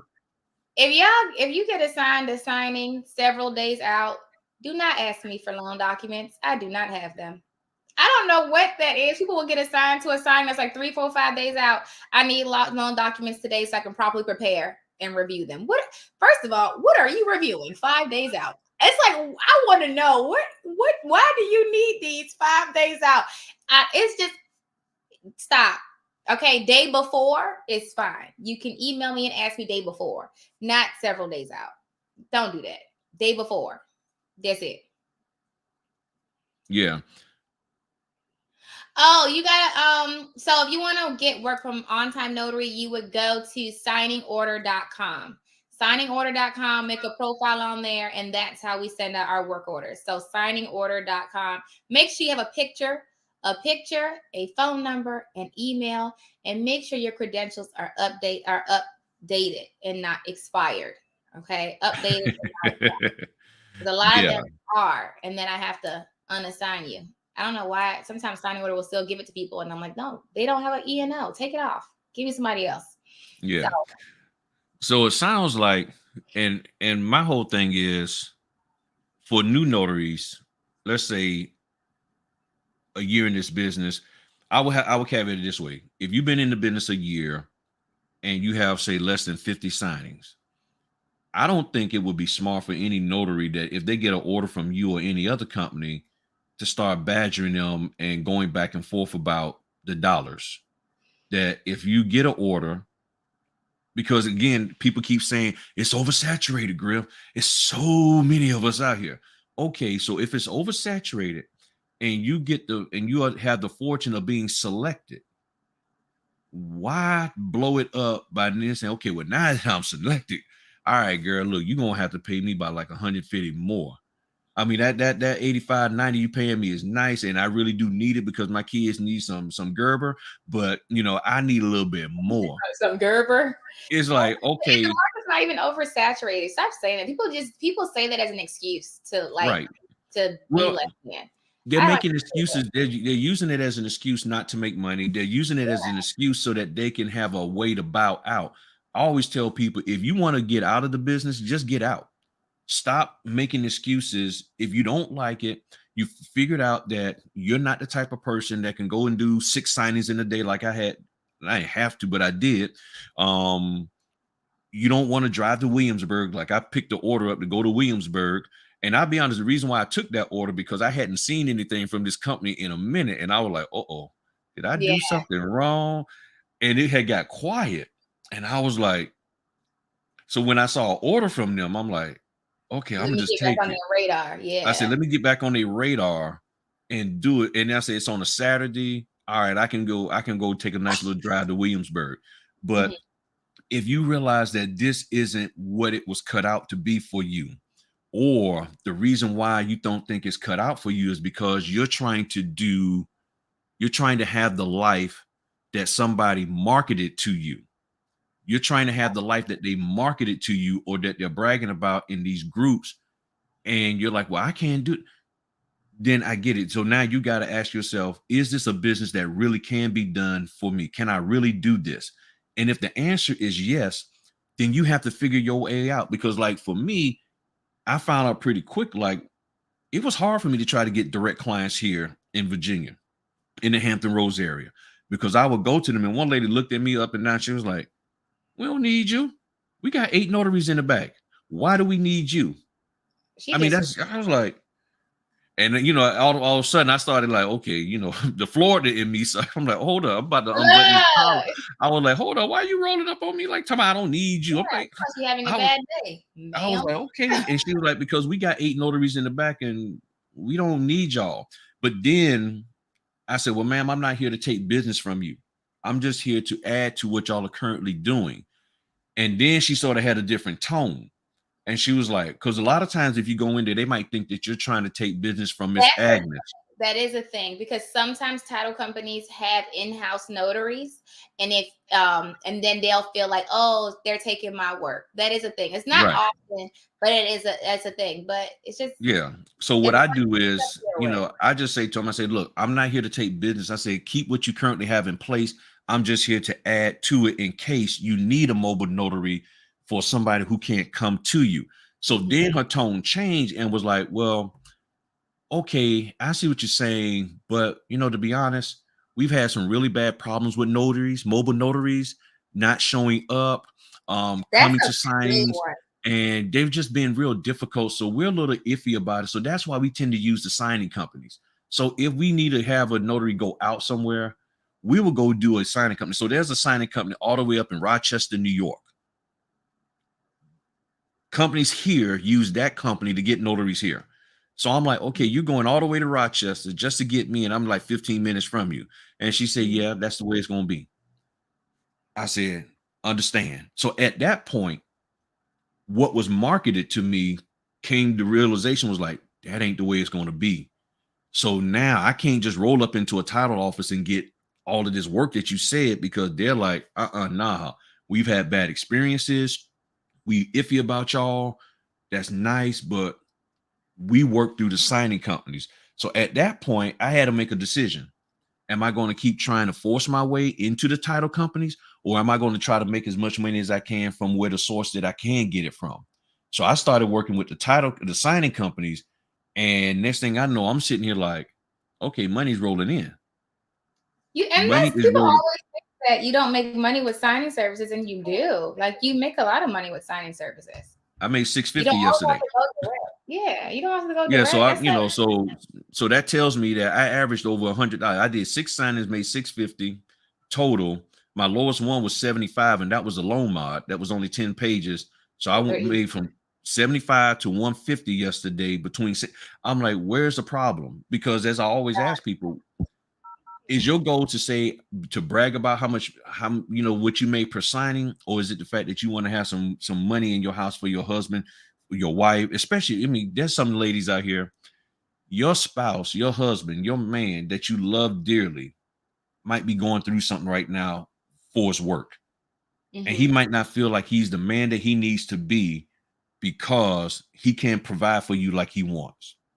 And you have an opportunity to make some money. And you're going to sit here and listen to these folk on Facebook and refuse to do orders because it's not 150. But you got a chance to get 25 orders a month at 85 to 100. You can't tell me that that's not going to take some pressure off of the mind and spirit of that man. And vice versa for the man who has a woman. There's no way that anything above zero. My saying is, if I get anything above $0, I can work with. Because I can put $1 worth of gas in my car. It ain't a whole lot, but that $1 worth of gas might be just enough to get me to some place where I can make $20. That's my mindset. So that's why I got the thing back here, mindset behind me. Your mindset got to be, if I can get more than $0, I can do something with that. If you have a spiritual belief, that entity that you believe in that's watching over you, you do more than $0, that they can make something happen. If I get the ingredients for success, I can make something happen. But you can't make anything happen without the ingredients. And that's one of the things that I know people like about you, Vanessa, and love about you, is that you've taken the ingredients, you've gone out there and got the proper ingredients for success. And that's what I'm doing, and many others. But it hurts my heart when I see so many notaries, and I'll be honest with you, in our community that are not allowing themselves to get the proper ingredients, or they're looking at certain ingredients and it's like, well, it ain't the ingredients like Griffin Vanessa. That ain't it ain't on that level, so I don't want it. You got to start somewhere. Yeah, I agree. You got to start somewhere. You can't just, and then I don't know. You got to start somewhere. That's so the best. All right. So with the signing company, y'all know what y'all need to. This is my take.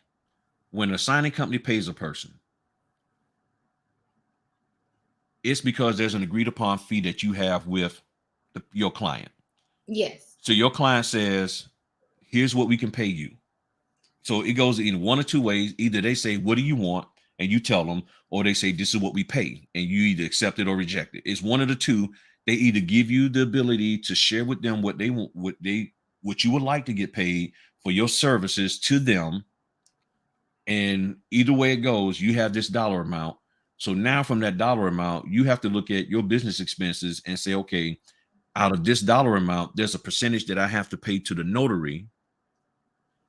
And then the rest has to go to running my show, because too many notaries have been saying, well, I look at the settlement statement, and whatever's on the settlement statement, I want a portion of that. So if the settlement statement says $750 for notary fee or settlement, then I think I should get half of that. And I'm like, and that is not all to us. That settlement fee, there's other fees that get paid out of that. So I think, and I've been seeing that more often. It's probably because notaries was calling acting crazy. When it says like settlement fee and it's like 700, 800, that does not all go to us. That what they roll that in, it includes other things that that title company is doing. So I don't know all the fees that are inside the settlement fee. I guess the title companies put all of, but it used to say what was paid out to the signing service. But maybe they stopped doing that because notaries was calling and saying, I want the whole thing. But now usually you won't see what exactly is paid to the signing service. It'll be rolled into that settlement fee. Right. So yeah, so we do, they give us a piece, we keep a piece, we pay a piece. Right. And like, because I had a guy telling me in my comment section on the video, he was like, well, whatever fee that I see on the settlement statement, I want half. Well, then you need to go direct, because if you come in through a signing service, you're not getting the whole thing from me. Right. It's just not happening. And then you got to think about that. Like like you said, we're a business. If they pay us to hire you, someone has to send the orders out. Someone has to call. There has to be a system. So like these are employees that are running the signing service. They have to have payroll. Like this is not, I don't know, they think we're volunteers. Like, no, this is a system. This is a business. And so I try to be as fair as possible. There are signing services out there who are not as fair as possible. Y'all know the ones I'm talking about. But for the most part, I try to be as fair as possible because I was a notary and I know, I know what goes into it. So I'm not going to beat your head. And I want to make sure that that you're paid decently. But I will say that there's a range of what title companies pay. Some title companies don't want to pay hardly anything. And some companies are very generous. And so based off what they're paying, we have to figure out how we're going to manipulate those numbers to where you are adequately compensate as much as we can and we still make our numbers. So it's all a numbers game and negotiations. Yeah, and that's the thing. So and it goes back to mindset. When you understand business, when you understand how to run a business, you will understand that it's not always about what you're getting paid per signing. It's about what your expenses are and what your revenue is. So when you're out doing stuff, here's my expenses. what level of revenue can I bring in to cover those expenses and give me additional for a rainy day to stack to the side to get prepared for the next month. But a lot of people, when you focus on the W-2 aspect of the W-2 mindset, says take care of me and do everything for me. And then you come into a business and say, okay, title company, escrow, all of y'all just make sure that I have the money that I need. That is not their responsibility. And one of the things that I tell people all the time, never talk about, I want the reason why I'm asking for this fee is because I got bills to pay. The Oh, reason, I have a story for that. do not, I'm telling y'all, nobody cares about your bills. Well, I'm asking for $300 a signing because, you know, my kids, they getting ready to go into daycare, and man, you know, he want to be a football player, and TT, you know, she want to go into be like the Dancing Dolls and everything, Dancing Dolls for Life. That was my show back in the day. I used to love that, you know, and like people are sitting here like, okay, we didn't ask you about your personal stuff. We just asked you, hey, we're going to pay you this fee. Can you do this service for us for this fee? And you're telling me technically you can, but you want more because you have all of these extenuating issues that we have nothing to do with, that's not even a part of my business model, that shouldn't even be a part of yours. Nobody care about you. That's not okay. Tell man, he just ain't gonna he'll play football later or something. So what's your story? Oh no, I was gonna say how the charging piece. So it was a guy, he was telling me before, like he hired a guy to do contracts, right? To go out and to get contracts from people, and they get paid off commission. And so he used to get all the deals, all the contracts, all the deals. But then this one guy started to lose a bunch of money. And so the owner went to him and said, hey, what are you doing? And like, what's going on with your contracts? And he was like, oh, I'm in a tight spot. So I've been asking for more money to try to make more on my commission. But in doing so, he lost so many clients because you can't charge based off of your personal need. You have to charge what the industry is. People don't, it's what it is. Like, you have to go by what the industry is. You can't change your fees based off of, oh my God, my car broke down. You know, I need to get some money for this. Like, that's not the way that works. You might get a couple who do that, but for the most part, no, that's not it. Unless it's like a last minute type of thing. So there are times where you can ask for more money, and it's completely understandable.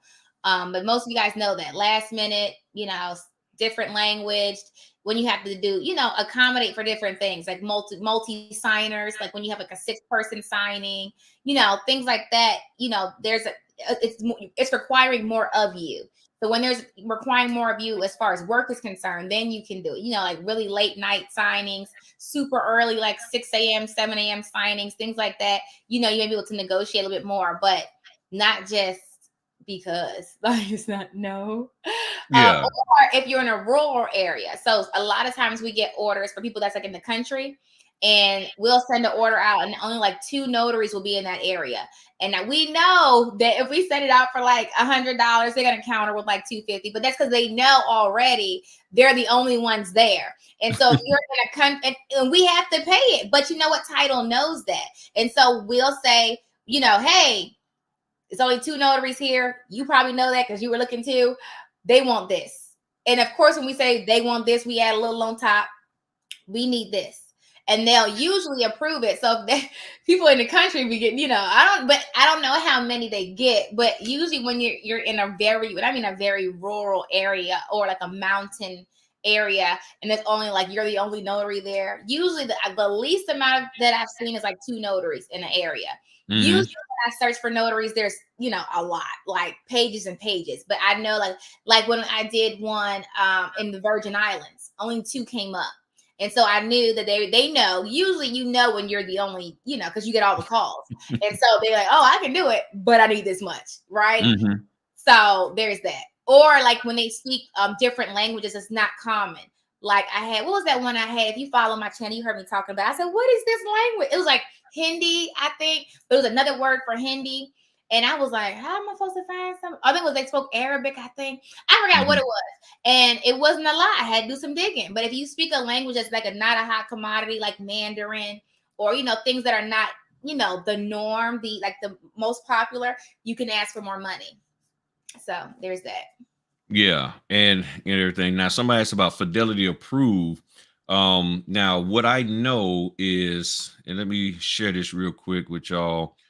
This company here called Nationwide Signing Services. And I showed this a couple of weeks ago when, where is it? Bengali. There it is. She saw me. Bengali. Yeah, Bengali. I remember now. Yeah.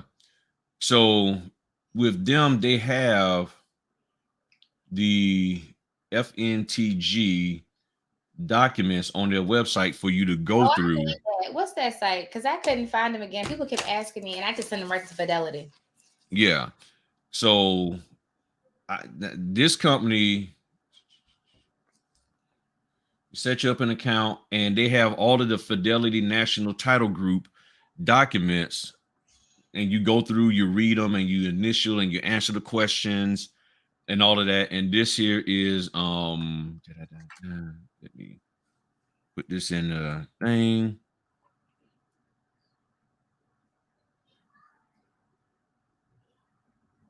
And ta-da, and you go through and set up your account and all of that, and they pay pretty good. I haven't had any problems. Everything's been like between 100 150 depending on what the loan product is and all of that kind of stuff. Now I will say, they will call you out of the blue. It'll be like, bam, you sitting there chilling, and next thing you know, you get a phone. Hey, yeah, this is so and so from Nationwide Signing Service. We got a signing today in about 15 minutes. Can you knock this out? And like, yeah. Okay, got you. You know, or we got one for tomorrow, or you know, whatever. And they'll just call you out of the blue. So I don't think I've ever received a text notification or anything. They just call you, and either you're able to or you're not, you know. So one of the things that I've done, like somebody called me, and I've been getting a lot more phone calls from the site, what's that? 123 Notary. mm-hmm. So I'm on there. So now when people call me and they just say they need a notary, I'm like, okay, yeah, I got you. You must have got me off of that. And they ask me, and I tell people, I say, I tell notaries, if they ask me what I want to get paid, I start off with 150. Mm-hmm. I just say, okay, 150. And if they pause and they're like, I'm like, okay, what's your max? I say, what's the closest you can get to 150 for me? And a lot of times, like, and the lady the other day, she told me, well, 125. I said, okay, cool. I'm not going to squabble over $25 when I have a chance to connect with and have consistent work. And consistent, because after that, she said, well, let me go and check and everything. I said, 125 is cool. She called me back and said, yeah, 125 will work. We'll send it to you. They've already sent it, the order and everything. And she said, and if you do a good job, we'll put you on in our database. I was about to say that usually do take it, they'll put you as preferred. Right. So now you could probably say this here is a negotiation and marketing ploy. Okay, yeah, I may be a little high for them. For Facebook gurus out there, they might think I'm just dirt poor at 150, but for her it was like, okay, but she's only allowed to go to a dollar amount. That scheduler is only allowed to go up to a dollar amount. If you understand that as a business owner, that the owner of the company said, Agnes, you can only go to 125, and then you coming in talking about 250. She already know that. Okay, thank you. Next notary. So that's why I keep mine at about 150, because let's just say they came to me and said, and in a, this is not price fixing or anything. This is just talking about the industry. So I know NNA be looking at my stuff sometime, and I'm not price fixing or talking about colluding and all of that. But me knowing that somebody might ask me to go to the Eastern Shore. So if I'm talking about $200 and not going to Eastern Shore, they ain't gonna pay me no $500 to go to the Eastern Shore and everything. So I just say, okay, 150. And the lady said, okay. And I was like, she was like, I said, well, ma'am, that's what you asked me. I said, now had you just came out and told me what y'all pay, then now I have to make the decision whether or not I want to accept that. Yep. I said, so if you ask me, I'm gonna tell you, I'm gonna answer your question. I'm not gonna answer your question with a question of, well, how much you want to get paid? What's your fee, Griff? And then I say, well, what you want to pay me? I'm not gonna do that. What's from your fee, Griff? 150. That's what you asked me, and I answered it. Now from there, you have to make a decision as the company whether that fits within your business model or pricing. If it does, cool. If it doesn't, and if I can pick up an indicator that they having a problem with that,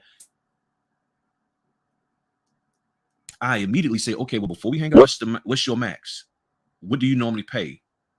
And then they'll tell me, and I'm like, okay, I'll work with that. I'll be honest with you. Even if they had came back, and I know Vanessa might do this to me, but even if they came back and said, well, Griff, you said 150, but all we're gonna pay is 75, I'll still take it. Now don't be paying me no 75, Vanessa. I don't try to. I do that because my mindset is, if I'm working with a company and this is my first time dealing with them, I'd rather have the connection, because I believe that, especially whether 123 Notary, or let's just say the guy down in Florida that was in Florida, he said he does an order for you. There's a chance that if he does it correctly, you will give him props for doing it right and being a good notary. Well, that kudos that you give him could resonate to another company down there that might have been iffy. They're like, yeah, we see, but he's a new cat, and them new cats been screwing us over. But if your reputation is where it is, which I believe it is, then they'll say, well, Vanessa's a good lady, and her company's good, and she said that Earl is all right. Well, we're gonna give Earl a shot. But you can't get that from Vanessa if you don't take the order from Vanessa. Mm-hmm. She can't leave a good positive comment on your profile if you never take any work from her. And I will say something. You want to try to get positive reviews, because you never know, like when you go out to eat somewhere, we don't always leave good reviews. We don't always think about it, but you'll always leave that bad review.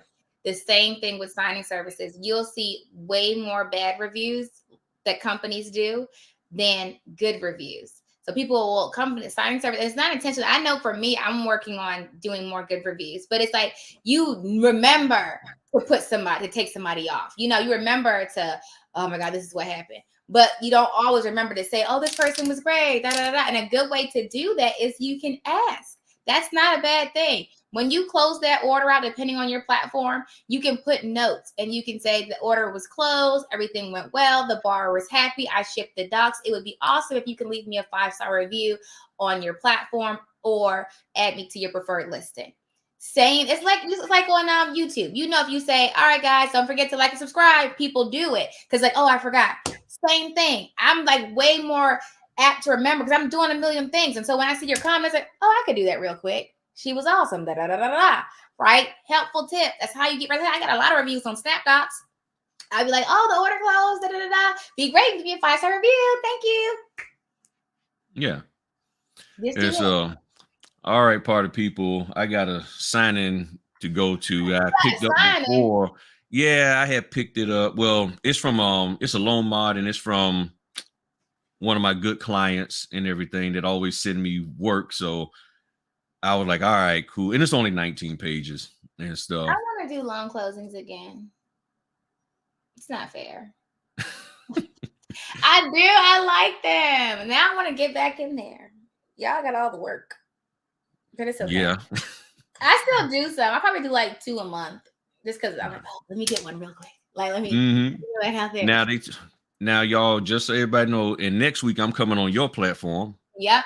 So let me look at my thing. So now she's gonna have the time right. So next Saturday is at 11 a.m. Yep, it is. I remember because I saw the post before I posted this one. Next, is it Friday or Saturday? Let me get in here. I just remember it's 27th at 11 a.m. Let me make sure. All right, yeah, I should be back in time because I got a Williamsburg at 9. That's that Williamsburg I got to do. So I'll be back in time for that because that's at 9. So I'm gonna get up there and knock that out. And all right. And if you need to move the time, we can move it because I didn't post it yet. So just let me know. Okay. No, 11 o'clock is good. Okay, I don't want you flying down the road.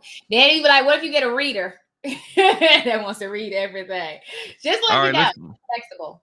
Well, let's push it back to 12. Okay. Yeah, Made a just in note. case. Yeah, we'll push it back to 12. But Okay. but yeah, so I guess next week she's gonna have me in the hot seat. I don't know what she's gonna be grilling me on and everything.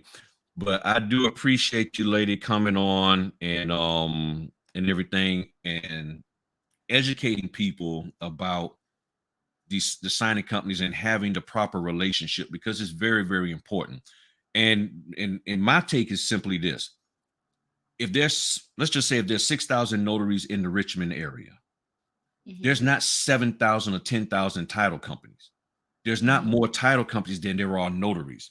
So if you have all of these notaries trying to go into these 300 or 400 title companies, 6,000 can't fit into that many title companies and all sit there and do orders all day long. I've been hearing that the title companies now are starting to ask the notaries, hey, stop being a business owner and come and work for me. And they want to take you and they want to make you a W-2 because they pay you less and everything. And it's like, or it's like, well, we got so much coming in. We just, they've been, some of the title companies I've been hearing, they've been cutting fees and only paying the notary to be in there only $100 for the signing. So that $300 may not happen because they're like, okay, well, if you won't take 100, then over here. And you can answer this here.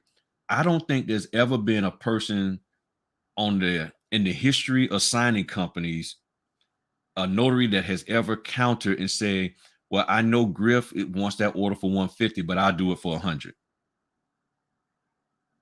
Wait, how would they know? That's what I'm saying. In other words, no notaries in this.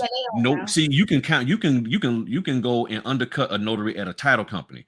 You can go to a title company and say, well, I heard that y'all pay this, but I want to get in here with you, so I'll take a lesser fee. But nobody is replying back to you saying, well, Vanessa, I'm gonna do that order that you sitting kicking out for 150. I'm gonna do it for 100. Nobody lowballs or anything through the. So that, right, it would be weird. So that's why I'm like, so with the signing companies, you have more of a chance of getting a higher fee, that 125, that 150, if they're offering it. It's just a matter of whether you have the right resume, the right history as a signing agent, that they will say, you know what, we're gonna pay you. And I mean, I don't have a problem with, I just don't see what the issue is with the signing companies, because they have more, because you're constantly probably working to get more and more clients, because you might see that this particular title company that you're working with, their order level is going down, because if that title company messes up and the lender don't want to use that title company anymore, guess what? You got to. So now when, let's just say, Loan Depot said, hey, we don't want to use this title company anymore, we're going over here.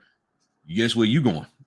That title company. Yeah. So you're going, so that expands your business. But if you're just, and there's nothing wrong with being direct, but if that direct client only has a finite number of people that they're doing per month, that's where the problem comes in at, because that title company can only, if it's mom, pop, and 2 kids running a title company, they can only handle, I would have to say maybe 40 closings a month, if that. I'm glad you said that, because I think people don't understand that. So just how the notary is going to the title for work, title has to get work from the lender. So like title is only gets work when the lender wants to work with them. And so whether the lender either selects the title or the signer selects their own title company. So they still have to market. They still have to get clients. They still have, and so I've heard of title companies. I know of one I'm thinking of right now that lost a major client. And that's probably, I don't know why they lost it, but it lost it. And it's like, okay.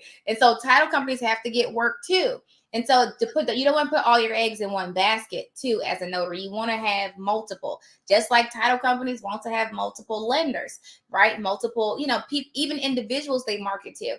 The only person that does, I guess, like the mortgage, the lender is the only person that doesn't really have to, well, they have to get the borrowers to come in, get the loan. So I guess the only person that's not being marketed to, has to get clients is the borrower, because they can pick who they want to work with.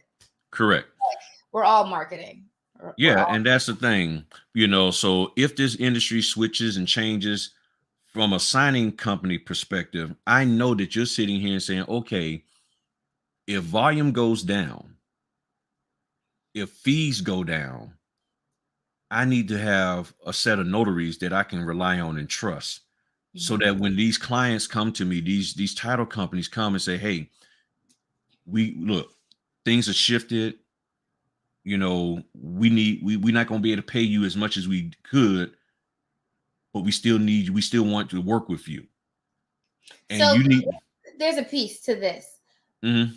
So people always think that you have to market to title companies that are local to you, right? That's not the case, because title companies close. Some title companies do work all over the country, or right, like Boston National.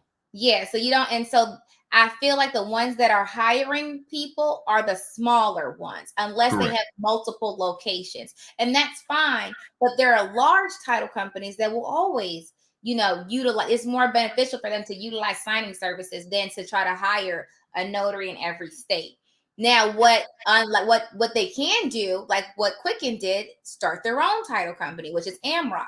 But a lot of lenders aren't doing that. They're just finding title companies, and then the title companies find the signing service. So I feel there will always be signing services for the most part, because that's right. a whole, management of notaries is a whole situation. Right. And it's better for them. And then that's why it's important for the notaries to have the right connections and the right and respect y'all in the proper manner and your business and what you're doing, so that when you get that phone call and say, hey, Vanessa, look, we got some orders coming down the pipeline. We need you and your notaries. We got these orders coming. We're confident in you. We know you straight. You got some notaries for us. And now from that point, Vanessa needs to be able to turn to the notary world and say, I can rely on these 300 notaries. You want to be able to say, I want to rely on at least 300 to 500 notaries. You don't want to be able to say, I can only rely on 15, 20, because you're going to have way more orders coming in than 15 or 20. Every signing company wants to be able to say, I can rely on at least 300 to 500 notaries. Like all the notaries saying, I'm going to sign up for all of these signing companies. Well, the signing companies want to be able to say, we got 300 to 500 notaries nationwide. If even in my area, it'd be better that I can rely on. Now, it's hard to get work to every single body, and not everybody will always want to do work. Some people do it part-time or whatever, but I know I got reliability here. And that's one of the things that I'm trying to encourage notaries to do, is to be reliable. That's if you what can be reliable, that's oh my goodness. And I think, Vanessa, I mean, if you look at my profile, I think my profile says that I'm at least halfway decent, reliable on signing order. And I go out here and I bust my butt, and I try to find a way to accommodate everybody in every situation so that the deal can get done, because every deal that gets done, that means there's more coming down the pipe, and a lot of notaries don't get that. I'm not working in the here and now. I'm looking at the future. Now my son's in the business, all of that. And I know you're trying to build stuff for your daughter and everything. Ooh. Yeah, but that's the biggest piece of that, being on time. Like, and if just show up. That's what we were talking about in Go Direct to Title and that training. People just don't show up. And that actually, when earlier last year, we actually lost a client because they were like, your notaries are just not showing up. And that's when we started doing the questionnaire, the screening. We were like, no one else is going out. They can't pass this screening. And we would have people be really upset with us because how many of y'all remember the quiz that we did? We were doing a quiz, and it was a 20-question quiz, and it was real basic, and people could not answer simple questions they could not answer. And I'm like, I'm sorry, you can't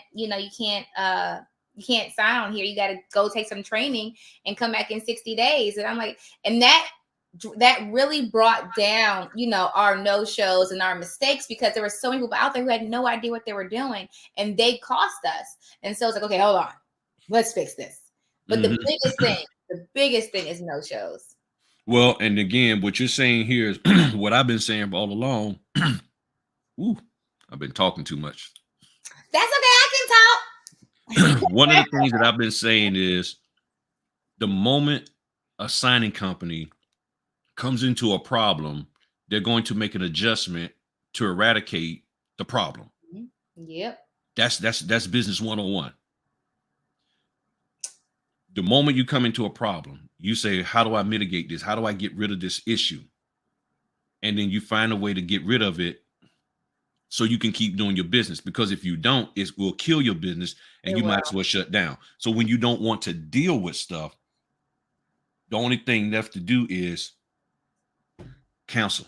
You just got to stop doing the business and everything. Well, thank you very much, Vanessa. We're going to say something for next week. So I'll be on your platform, chit-chatting with you and everything. And we're going to do what it do, people. We're going to do what it do. We're going to do what it do.